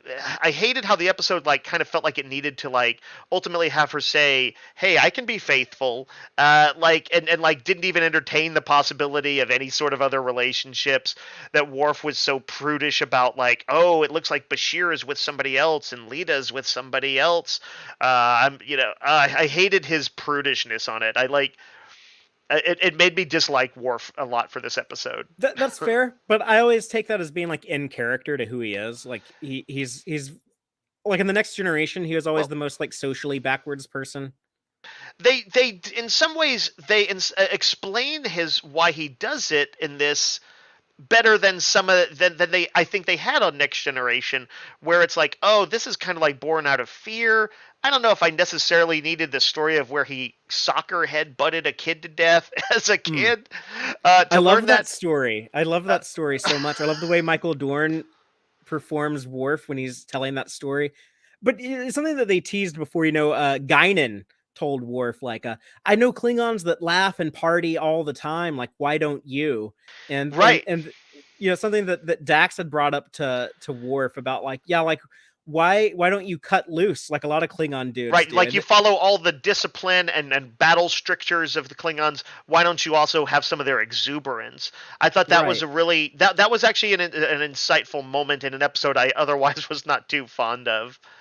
Yeah, Um, the story, if someone listening to this doesn't remember, but when he was 13 and playing soccer as a kid on the Federation farm world of Galt, he headbutted a kid trying to score a goal and actually killed the kid. So little Mikkel.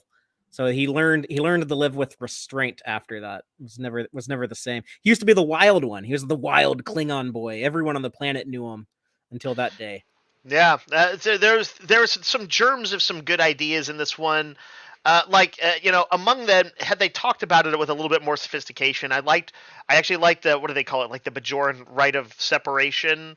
Hmm. I thought that was a neat idea. I don't think it's exactly a one size fits all thing for parting couples, but in its way, I think it's a neat idea. And is is a good example of how you should be able to have healthy breakups. But then right after they did that, Bashir and Lita start snipping at each other a little bit, and there's a lot of that sort of possessiveness stuff that I don't like. Um, One interesting thing I thought was that was it Arandis, I think is her name, Yeah. sort of their hostess, Who and was played by what's her name? Vanessa Williams. Vanessa Williams. The famously, if people don't know, as was like Miss America in the early Hmm. '80s, but had her crown taken away because some leaked photos that she took, I think actually before she was Miss America, got sold to Penthouse and created a scandal.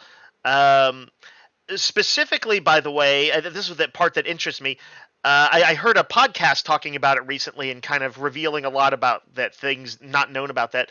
There's a sapphic quality to those photos, sort of hints of lesbianism. It's her and another girl kind of cavorting and maybe like gently kissing or something, like in these foresty shots. And I felt like her appearance in this episode seemed like she was thumbing her nose at the moralists who took her crown away because of that. Because there is this like hint of like, oh, hey, you're looking pretty good, Dax. And we used to. Well, she was the one who killed. Was it Curzon? Curzon, yeah, he death by Jamaharan. Yeah, she death by Snoo Snoo, aka Jamaharan. Yeah, Aranda seems to represent the better side of this planet well, and I like that Vanessa Williams. I think, kind of thumbing her nose, aka giving the finger to anybody who was like terrified of lesbians. Well, the writers of this episode, the Bear and the Wolf, Ira Stephen Bear and Robert Hewitt Wolf, they Mhm. uh, I don't know why I called them that. I've never heard anyone call them that, but Oh, it's kind of catchy. It should catch yeah, on. we'll see if I can make that a thing. But they both really regretted this episode. It didn't turn out the way that they wanted. But I Hmm. agree with Ron Moore's stance on it. Ron Moore said that yeah, this episode had a lot of potential, and they weren't able to make this as sexy as they originally wanted. They actually Rick Berman had to rein in a lot of the sexiness in it. Like Mm, the scene where they walk in on Lita getting a massage from that dude. yeah, Originally, she was supposed to be like fully nude. I mean, like they would shoot it in a way where like you don't see any nipples or anything. But sure, but it they was had going to to, be clear. yeah, they had to reshoot that. Rick Berman told her he called Chase Masterson into his office and told her, "I'm sorry, we have to reshoot that scene. It was too sexy for Star Trek." And she took that as a compliment. She was like, "Oh, thank you. Oh, I'm sorry. Yeah, let's do it again." Uh, but I definitely think it doesn't live up to its potential. But there's a lot of like little gems in here I like. I can understand, like people being uncomfortable with some of the dated writing for how relationships are presented. A lot of the backwardsness from Worf, kind of the idea of like having like a resort world where like the locals are just kind of treated as like sexual objects is that's not a really like healthy way of like viewing like I don't know, places like the Caribbean and stuff like that where Right, they're like sex tourism is a thing. So there's right. definitely problems throughout this episode, but I always find it entertaining. I like Riza, I like Horgons and Jamaharon, and I like Quark on vacation. I love Lita. I like her breaking it with Bashir so that she'll be available for Rom, and we're kind of uh setting up some Rom stuff. Um, and I like the joke about Worf in the swimsuit that Jadzia packed like that little speedo for him, and a Yeah, lot of yeah. his grumpiness. He is kind of like being the party pooper, but he wanted to get away to talk about their relationship, and so he's Well, just this is kind of where annoyed. They're like on like a big group vacation. He's like, I just wanted to arguably talk. Dax was also doing something bad with communication because Worf said several times he was made it very clear he wanted to communicate, and Right. she was not really listening to him, and not so that's bad on her part. She was not like, oh, okay, we do need to do that. She was kind of they wanted to play up the hedonist, to have fun, the Curzon side of her. They often do, and I get that, but I felt like their characters needed to be depicted a little bit more mature on both their parts. I hated that Worf actually straight up joined Jordan Peterson's fan club while he was on the planet. I like the line from Worf that the protostar cluster that he saw in the Defiant recently. It was the most beautiful thing he had ever seen until just now. Like, oh yeah, like that's Worf trying to be poetic, and he's so like private. Like he would only do that when it's just like the two of them. So we get to see like a side of Worf we typically wouldn't see at all. Um, there's also a weird thing with how like the Ryzians, like it's like they just never press charges against anyone. So it is. I agree with like the criticism. Like it's dumb. You could like hack their weather and then like get off scot free because they're like so peaceful or whatever, and like there's no security or anything on Ryza, I guess. So that's all like dumb plot contrivancy stuff, and I agree with those criticisms. But I will always find this episode entertaining. I loved watching this in a room with Michael Dorn on the Star Trek cruise one time. It was a good episode, to watch on like a cruise, when everyone's kind of in vacation mode. So Right, right. me and I my do feel partner alcohol Antonia would were. probably help me with this episode. Yes, yeah, for sure. Me and my partner Antonia were both big fans of the Worf and Dax relationship, and she also like grew up in Hawaii, so she's used to like the tropical setting and like Yeah. seeing people running around on vacation and stuff. So the notion like a lot of the silly comedy and stuff. Quark being like on Ferenginar we have all these words for raining and it's glimmering out there and stuff like that, and indoor hoverball, and I don't know, it's like a lot of silliness. I totally see the criticisms, but I still enjoy it. Well, as Thomas Hill noted a few comments earlier, that every episode of Deep Space Nine has a bunch of good scenes in it. Like that's you're always going to find stuff even in an episode that maybe doesn't exactly come together. I see Jill mentioned that it's possible that I do not know that Lita and Rom get together, and it's like I appreciate that, by the way, thank you. But I sort of know it's some of those things a little bit out in the ether. So it's sort of the bigger spoilers that I'm mainly staying away from. That's not a problem. Well, let's move on to season 5, episode 8, Things Past, written by Michael Taylor and directed by LeVar Burton. After losing consciousness in the runabout, Cisco, Odo, Dax, and Garrick awake in the past on Terok Nor, where they are to be executed for an attempt on Gul Dukat's life. These episodes, there's things past in Deep Space Nine. There's also past tense parts 1 and 2 and past prologue. I hate all these past titles. I always get them mixed up in my head. There's a lot of wonderful episode titles in DS9. I think it doesn't have like those boring Next Generation episode titles, but yeah, like there too many past. Don't do more of this. But this is the one out of all the ones we're talking about. This I don't think it's a bad episode, but this is my least favorite of all of them. This is the one I Oh, enjoy rewatching the least. interesting. Well, you go and tell me why that is. What Well, what is it that you don't like about the episode? Is it? I definitely was reminded me of that past episode where we saw flashbacks of Odo on Terok Nor and Kira. I forget what that one's called though. yeah, it's kind of a sequel to that. That was back in season 2, but I wish they had just done a bunch of flashbacks instead of like the weird like time travel, but not really time travel. It's just like weird telepathic mind meld and to Right. Odo. But I think after you already know the twist here, at least Yeah. for me personally, this episode like is never that fun to return to. The I things see. that do stand out to me though is Renee's performance as Odo. The whole time he's so uncomfortable. He's so like paranoid. People are gonna figure out his dark secrets, and then the desperation when he's trying to argue with one of our favorite Star Trek guest stars, but Kurtwood Smith, right? Uh, Yeah. Red from that '70s show, um, Yep. who's And it, Clarence Boddicker from RoboCop. yeah, he's playing Thrax, the former security chief, even though he's really playing a form of Odo, but this is how Odo's weird memory is allowing everyone else to see it. But Odo is basically arguing with his past self about why he didn't do a thorough enough investigation. And Right. it's, He's it's like kind in of, deep sort of denial about it. yeah. But that scene is performed so well by Renee. I cannot give him enough kudos in the world for he's always so good at like Odo is like he's kind of just like a puddle of fascist goo from outer space, right? I mean now he's like a solid, but Renee is so good at like making us sympathize with him whenever he has to play anything where he's like uncomfortable or in stressful situations. He's always able to make us feel sorry for him, and here he's so desperate to try to convince his past self to be a better investigator, and it's kind of an explanation of why Odo is so good at his job because he did mess up. He's really good at emoting sort of desperation and anxiety, and so Hmm. yeah.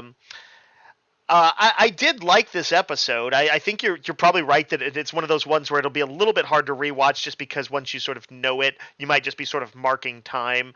And I did sort of recognize that, early on, probably because Odo was so, he knew some information that they didn't. I was like, okay, Odo's got some deep dark secret. I don't know how it's going to play out. I don't know if they're in a simulator or what, but I kind of know that it has to culminate with that. So I sort of did know that on the way.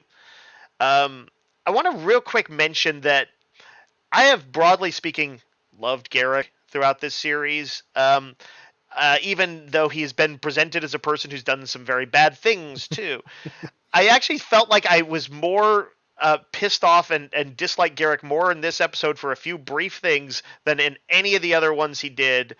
Because first of all, because he went to like a Bajoran, like survivors of the occupation convention, to make the case, like for I don't know, for them Yeah, he acknowledging. tried to defend the occupation. I think Yeah, he was that's just right. trolling them. I don't think he That's really had that horrible. strong a feeling. But yeah, he's That's a horrible person.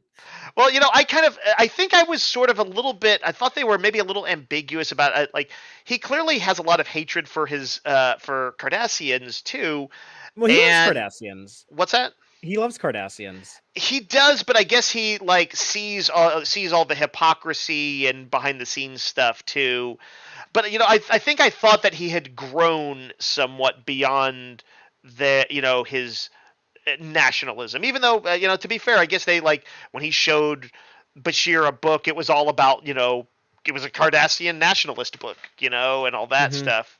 The what do they call it? The not never-ending epic, but something like that.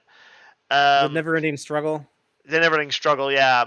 But yeah, so then later on in the episode, he's talking about the Bajorans, and he says that he thinks that they're innately servile or something like Yeah, that, I and don't. I that don't think he really thinks that either. But yeah, he's definitely an asshole in this he talked episode. about Kira being one of the exceptions, and it's basically like he said that she's one of the good She's one of the ones. good ones. It's also weird that like he won't. Garrick.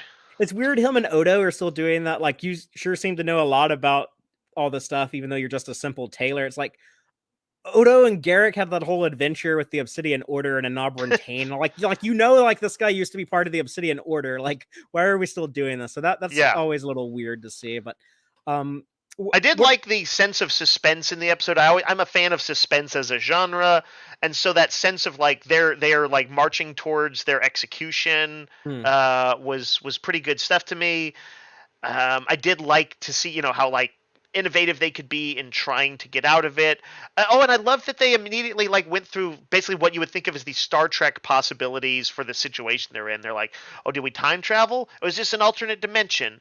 They knock a few of those out very quickly. Like, we don't think it could be this. Well, we don't think it could be this.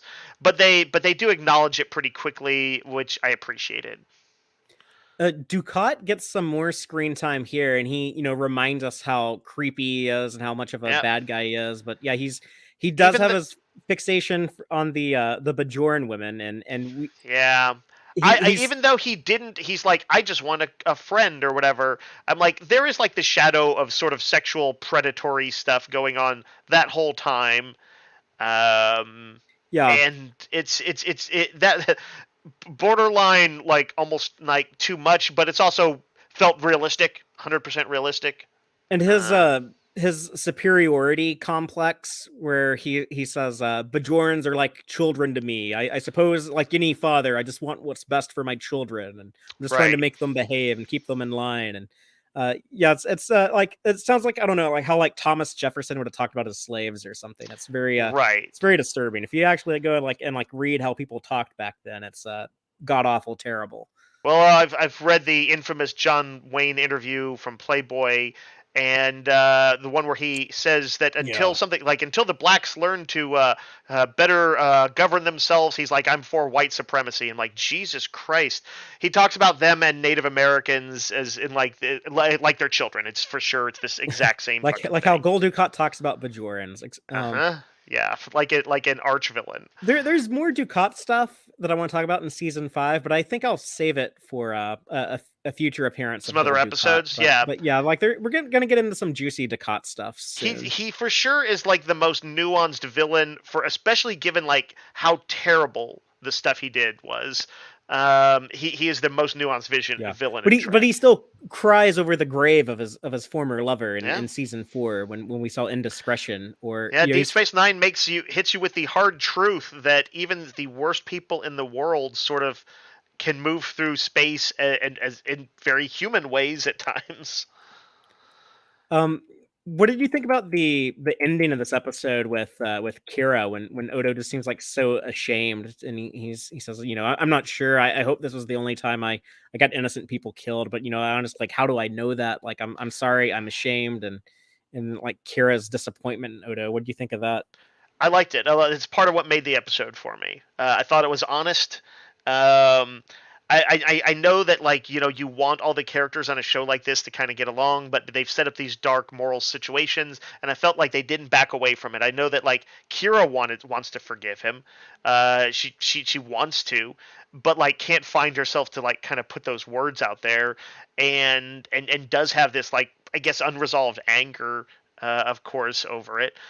And yeah, I loved it. She's like, hey, she's like, can you promise me that those were the only three? It's like she would be willing to like accept that sort of loss and then be like, we can move forward from that. And then he like can't even say that. Yeah, So I loved it because it's the way things are. A lot of times things are too ambiguous to like get a clean cut ending. So we it's really good. we know that Odo is very proud. Like, remember in Broken Link when he was his shape shiftingness, he was sick, he couldn't hold his form, and like he refused to be carried across the promenade. He still wanted to walk to the Defiant, Hmm. and you know he's very proud. And we also know that he is madly in love with Kira and cares about what she thinks.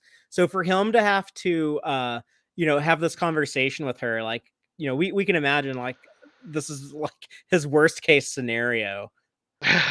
Yeah, no doubt, no doubt. Like torpedoing any chances at romance, maybe any chances even at friendship. Is because who can know how it'll play out? Um, yeah.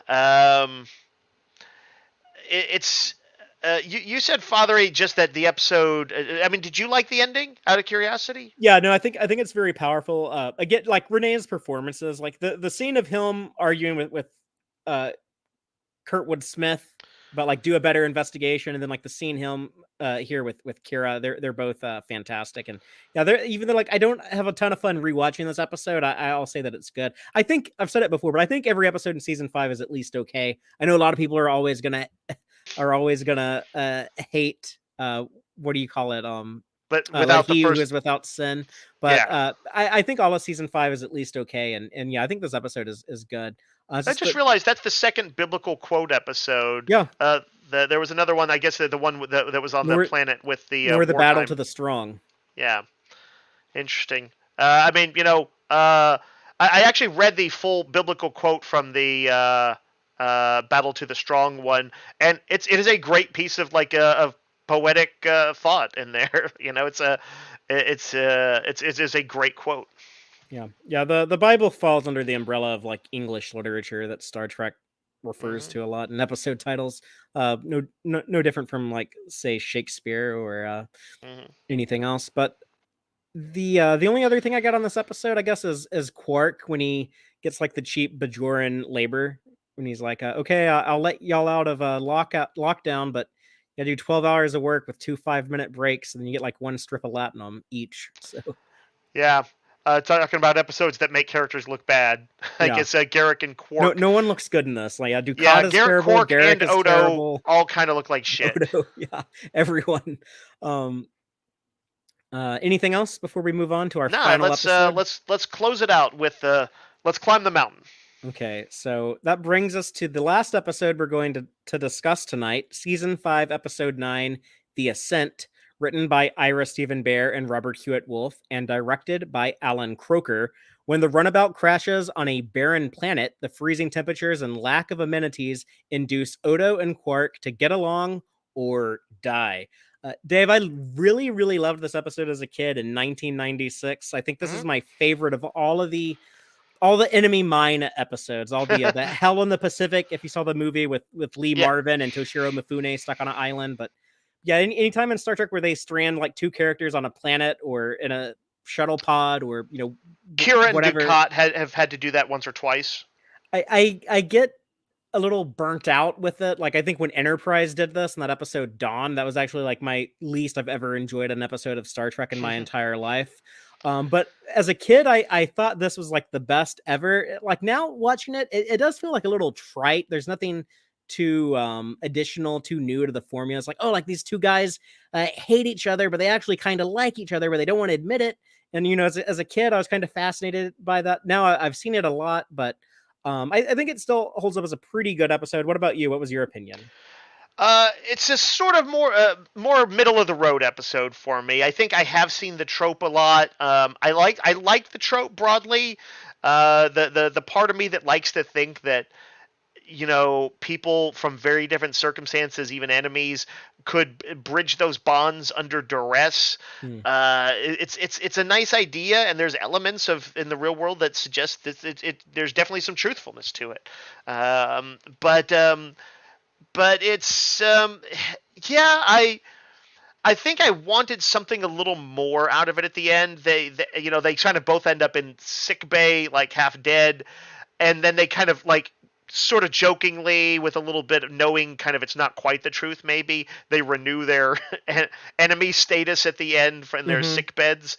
And I did kind of like that. I sort of thought that was reasonably honest too, but I felt like somehow I wanted a little bit more. I didn't want him to hug it out, but I think I wanted some sort of different understanding, some new wrinkle to it. Yeah, like you said, falls pretty squarely within the format. I love a lot of the cinematography. I think it looks great. They were able to go out on Yeah. location to Mount McKinley. I think it's like Okay. the tallest mountain in the lower 48 or the Texas and the 47 contiguous states, as I like to refer to it. But it doesn't Yeah, really it look looks as great. cold. Like they try to make it sound like they're like freezing to death. I'm like, there's no snow or anything. They just kind of I don't know, put like a filter on the camera to make it look not as bright and sunny as it actually was. But I can usually buy into that. It's theater sometimes. they complain Sometimes. about the coldness enough that like you never forget that it's supposed to be freezing anyways. Right. Um, but yeah, they just seem so ragged and desperate by the end. Good performances from both actors. For sure. And like seeing that mountaintop, how far it was, and even when they make a bunch of progress, it still looks just ages away. The thing where they like kind of go from like, oh, instead of 6 hours it might be 6 days, is a little bit heartbreaking. I Yeah. actually thought that going those just like several days without food, I'm like, man, I think they might actually look more ragged than they did, but they overall they did a good job of it. And what was I gonna say? There's some good banter along the way. They is that when Quark is talking to Odo, I think, and he's talking about him being a solid. I guess he says, Oh "I can yeah. You finally sit always on a wanted this. chair." What's that? When he's like, you always wanted this. You were always Right, jealous right, of yeah, this. yeah. So he says, "I can finally sit on a chair and know with absolute certainty that it isn't you." But then there is like, yeah, there's that more serious insight to him where he says that you're a self-hating misanthrope, whether you're solid or liquid. And I'm like, oh man, those are they got to some pretty brutal assessments of each other before they started just Right. belting out like fascist and stuff later on. Or but then like when they're fighting and Odo like hurts his leg and like Quark is all of a sudden like he's like concerned. So like they do a good job of moments like that. Well, Right. It's like it they will got real, show and that. you kind of Yeah. switch on a dime from you're just on autopilot as far as like a lot of their stuff there, where they're just like, yeah, they insult each other, but then like suddenly, oh yeah, when something that bad happens, then you're like, oh, we got to just drop it, the facade of just Hmm. totally hating each other, and just be in the moment. And there's more TOS love in this episode. They talk about the Orion crime syndicate, so basically like the Hmm. space mafia. Yeah, I was very excited to hear about that. It doesn't play a huge role in it, other than it is a little minor subplot as Odo kind of goes from thinking that Quark's involved to what is he? He's a witness. Is that the deal? Well, he thought he was involved in like something Oh, small time, and that's why the Federation grand jury was demanding his presence on Inferna Prime. But it was that, yeah, he's a witness to something in the Orion crime syndicate. And Odo's like, oh, if I would have known it was the Orions, I would have had you on the Defiant, surrounded by a security team. Right. And it was cool that like the crime syndicate, the Orion crime syndicate, is made up to be like this big deal. Oh yeah. Dave, I don't think you'll mind knowing that we will run into the Orion crime syndicate again. Very Um, cool. yeah, like Yeah, Deep that Space was that. Nine introduces problems and doesn't really take them away. I've heard Robert Hewitt Wolf say that before. So yeah, it's like you just keep adding like new complications. Like we've got the Maquis, the Cardassians, the Right, Klingons, the Dominion, and now and the Space Mafia. they never leave a Chekhov's gun unfired. Um, by the way, the crash was so bad that it actually upset Odo's perfect hair. That was And hardcore. another TOS thing is Fizbin. Odo, I mean Yes. Quark is trying to play Fizbin with Odo. Yeah, I for sure noticed this. I almost had hoped that they would go a little bit into it just so I could hear Quark explaining the rules. Explain all those complicated rules, and he's like, "Oh, it's a simple game." Yeah, Except on yeah. Tuesdays.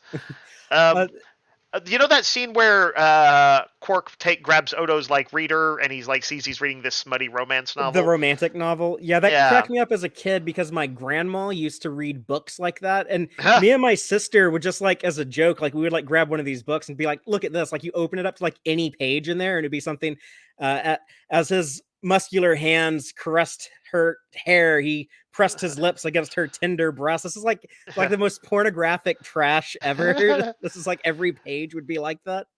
I was as when they brought it up, it reminded me of a scene, and I've wondered if it was inspired by it. There was a movie that came out in the I think early '90s called Remains of the Day. It probably won some Oscars, and it was based on a book that was like a Nobel Prize winner or a Pulitzer Prize winner, one of those things. Um, with it's got Anthony Hopkins in it. It's a super good movie, extremely depressing, but he plays this butler in it, and his entire identity is his profession. And there's a lot of stuff that goes on in it, but like among other things is he can't say anything to the woman he loves. He's just like he's tight. He's so utterly English and professional. He can't even like let himself talk to her. But at one point, he gets caught by her reading a romance novel. And he kind of claims that he was trying to improve his vocabulary. It's the same bullshit kind of thing that Odo does when he's Oh like, yeah. "Oh, I was reading it to better understand the criminal mind," or Yeah. whatever it is he says. Yeah. And so I think that they might have taken a little bit of inspiration from this movie. Interesting. Both definitely about a person who gets so wrapped up in their livelihood that they can't just kind of live. It is more that's set up in the first episode though, when we see him drinking in the bars. He's trying to get in touch of life as a humanoid, life as a solid. Here, he's curious about exploring some stripe of sexuality. It would seem so. That's Yeah, kind of an interesting sci-fi idea yeah, to for sure. explore. When the shapeshifter can no longer shift shapes and has to stay stuck as this man, he has to figure out what it's like to live as this organic being. Um, Anything else on the A story before we talk about the Jake and Nog stuff? Now let's talk about Jake and Nog. Okay. Oh, well, that's another big highlight of this episode. For me as a kid watching Deep Space Nine, I kind of I really gravitated to Jake and Nog. I think because they were both like a little bit older than me, so I was like, I still kind of could look up to them, but a lot of Mhm. their stuff was, I guess, was maybe a little bit more relatable. It's kind of like that perfect middle ground. But here, especially with Jake being the slob roommate, and now Nog being the the more militant one, I kind of connect to both of these. I feel like I've been both these roommates in days past. But what do you think of the stuff?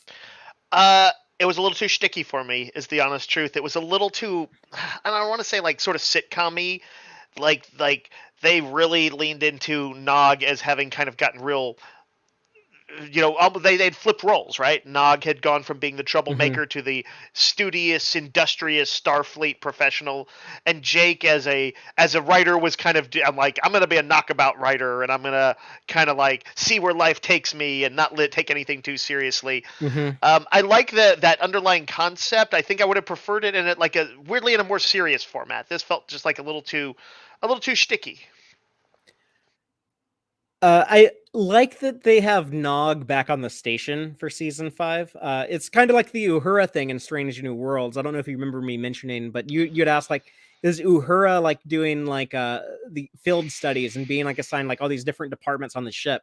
That's something they've done with cadets before, and I said, yeah, I cited this as an example. Like they do Mhm. something similar with Nog, so we'll see him on the station. You know, sometimes he'll be helping out with O'Brien, or sometimes he'll be helping out with Dax, and he's just doing his field studies his sophomore year.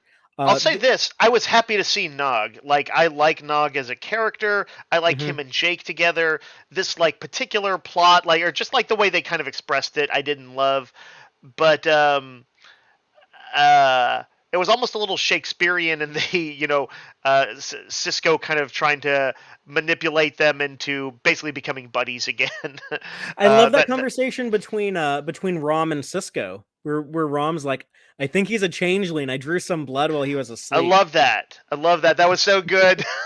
Rom, Rom being like so kind of sincere about it, like he literally thought he was a different person.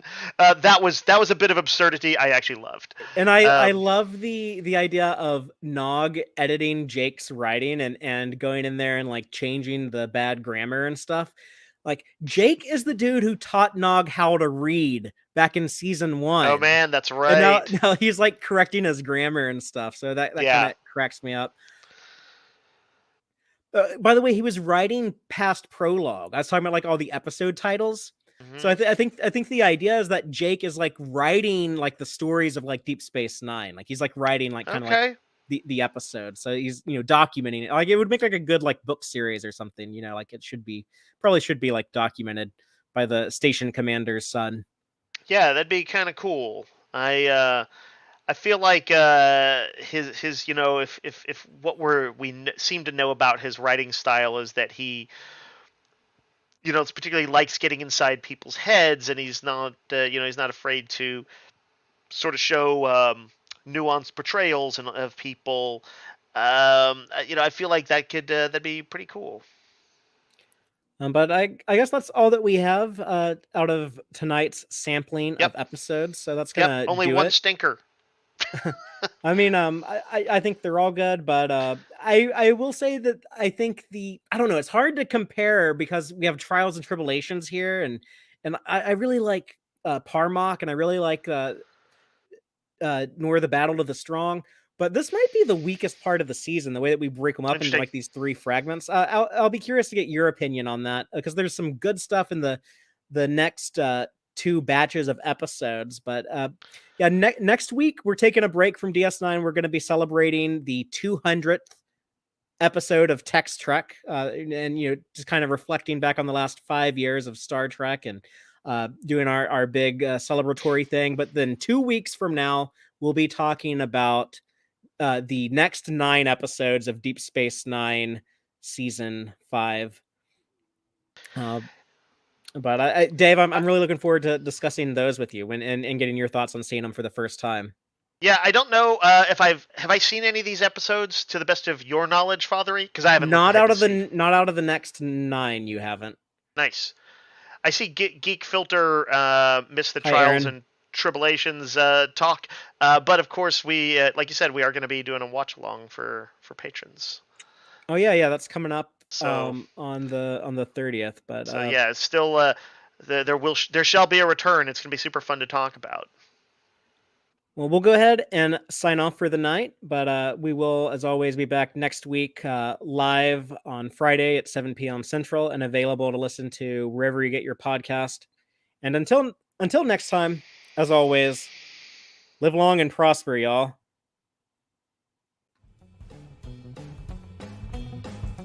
Listen to the Tex-Trek podcast through Apple Podcasts, Google Podcasts, Spotify, or at tex-trek.com. Like us on Facebook at facebook.com/tex-trek and follow Fatheree on Twitter at TXTrek. Please support us by liking our videos and subscribing to our channel on YouTube. Thank you and take care.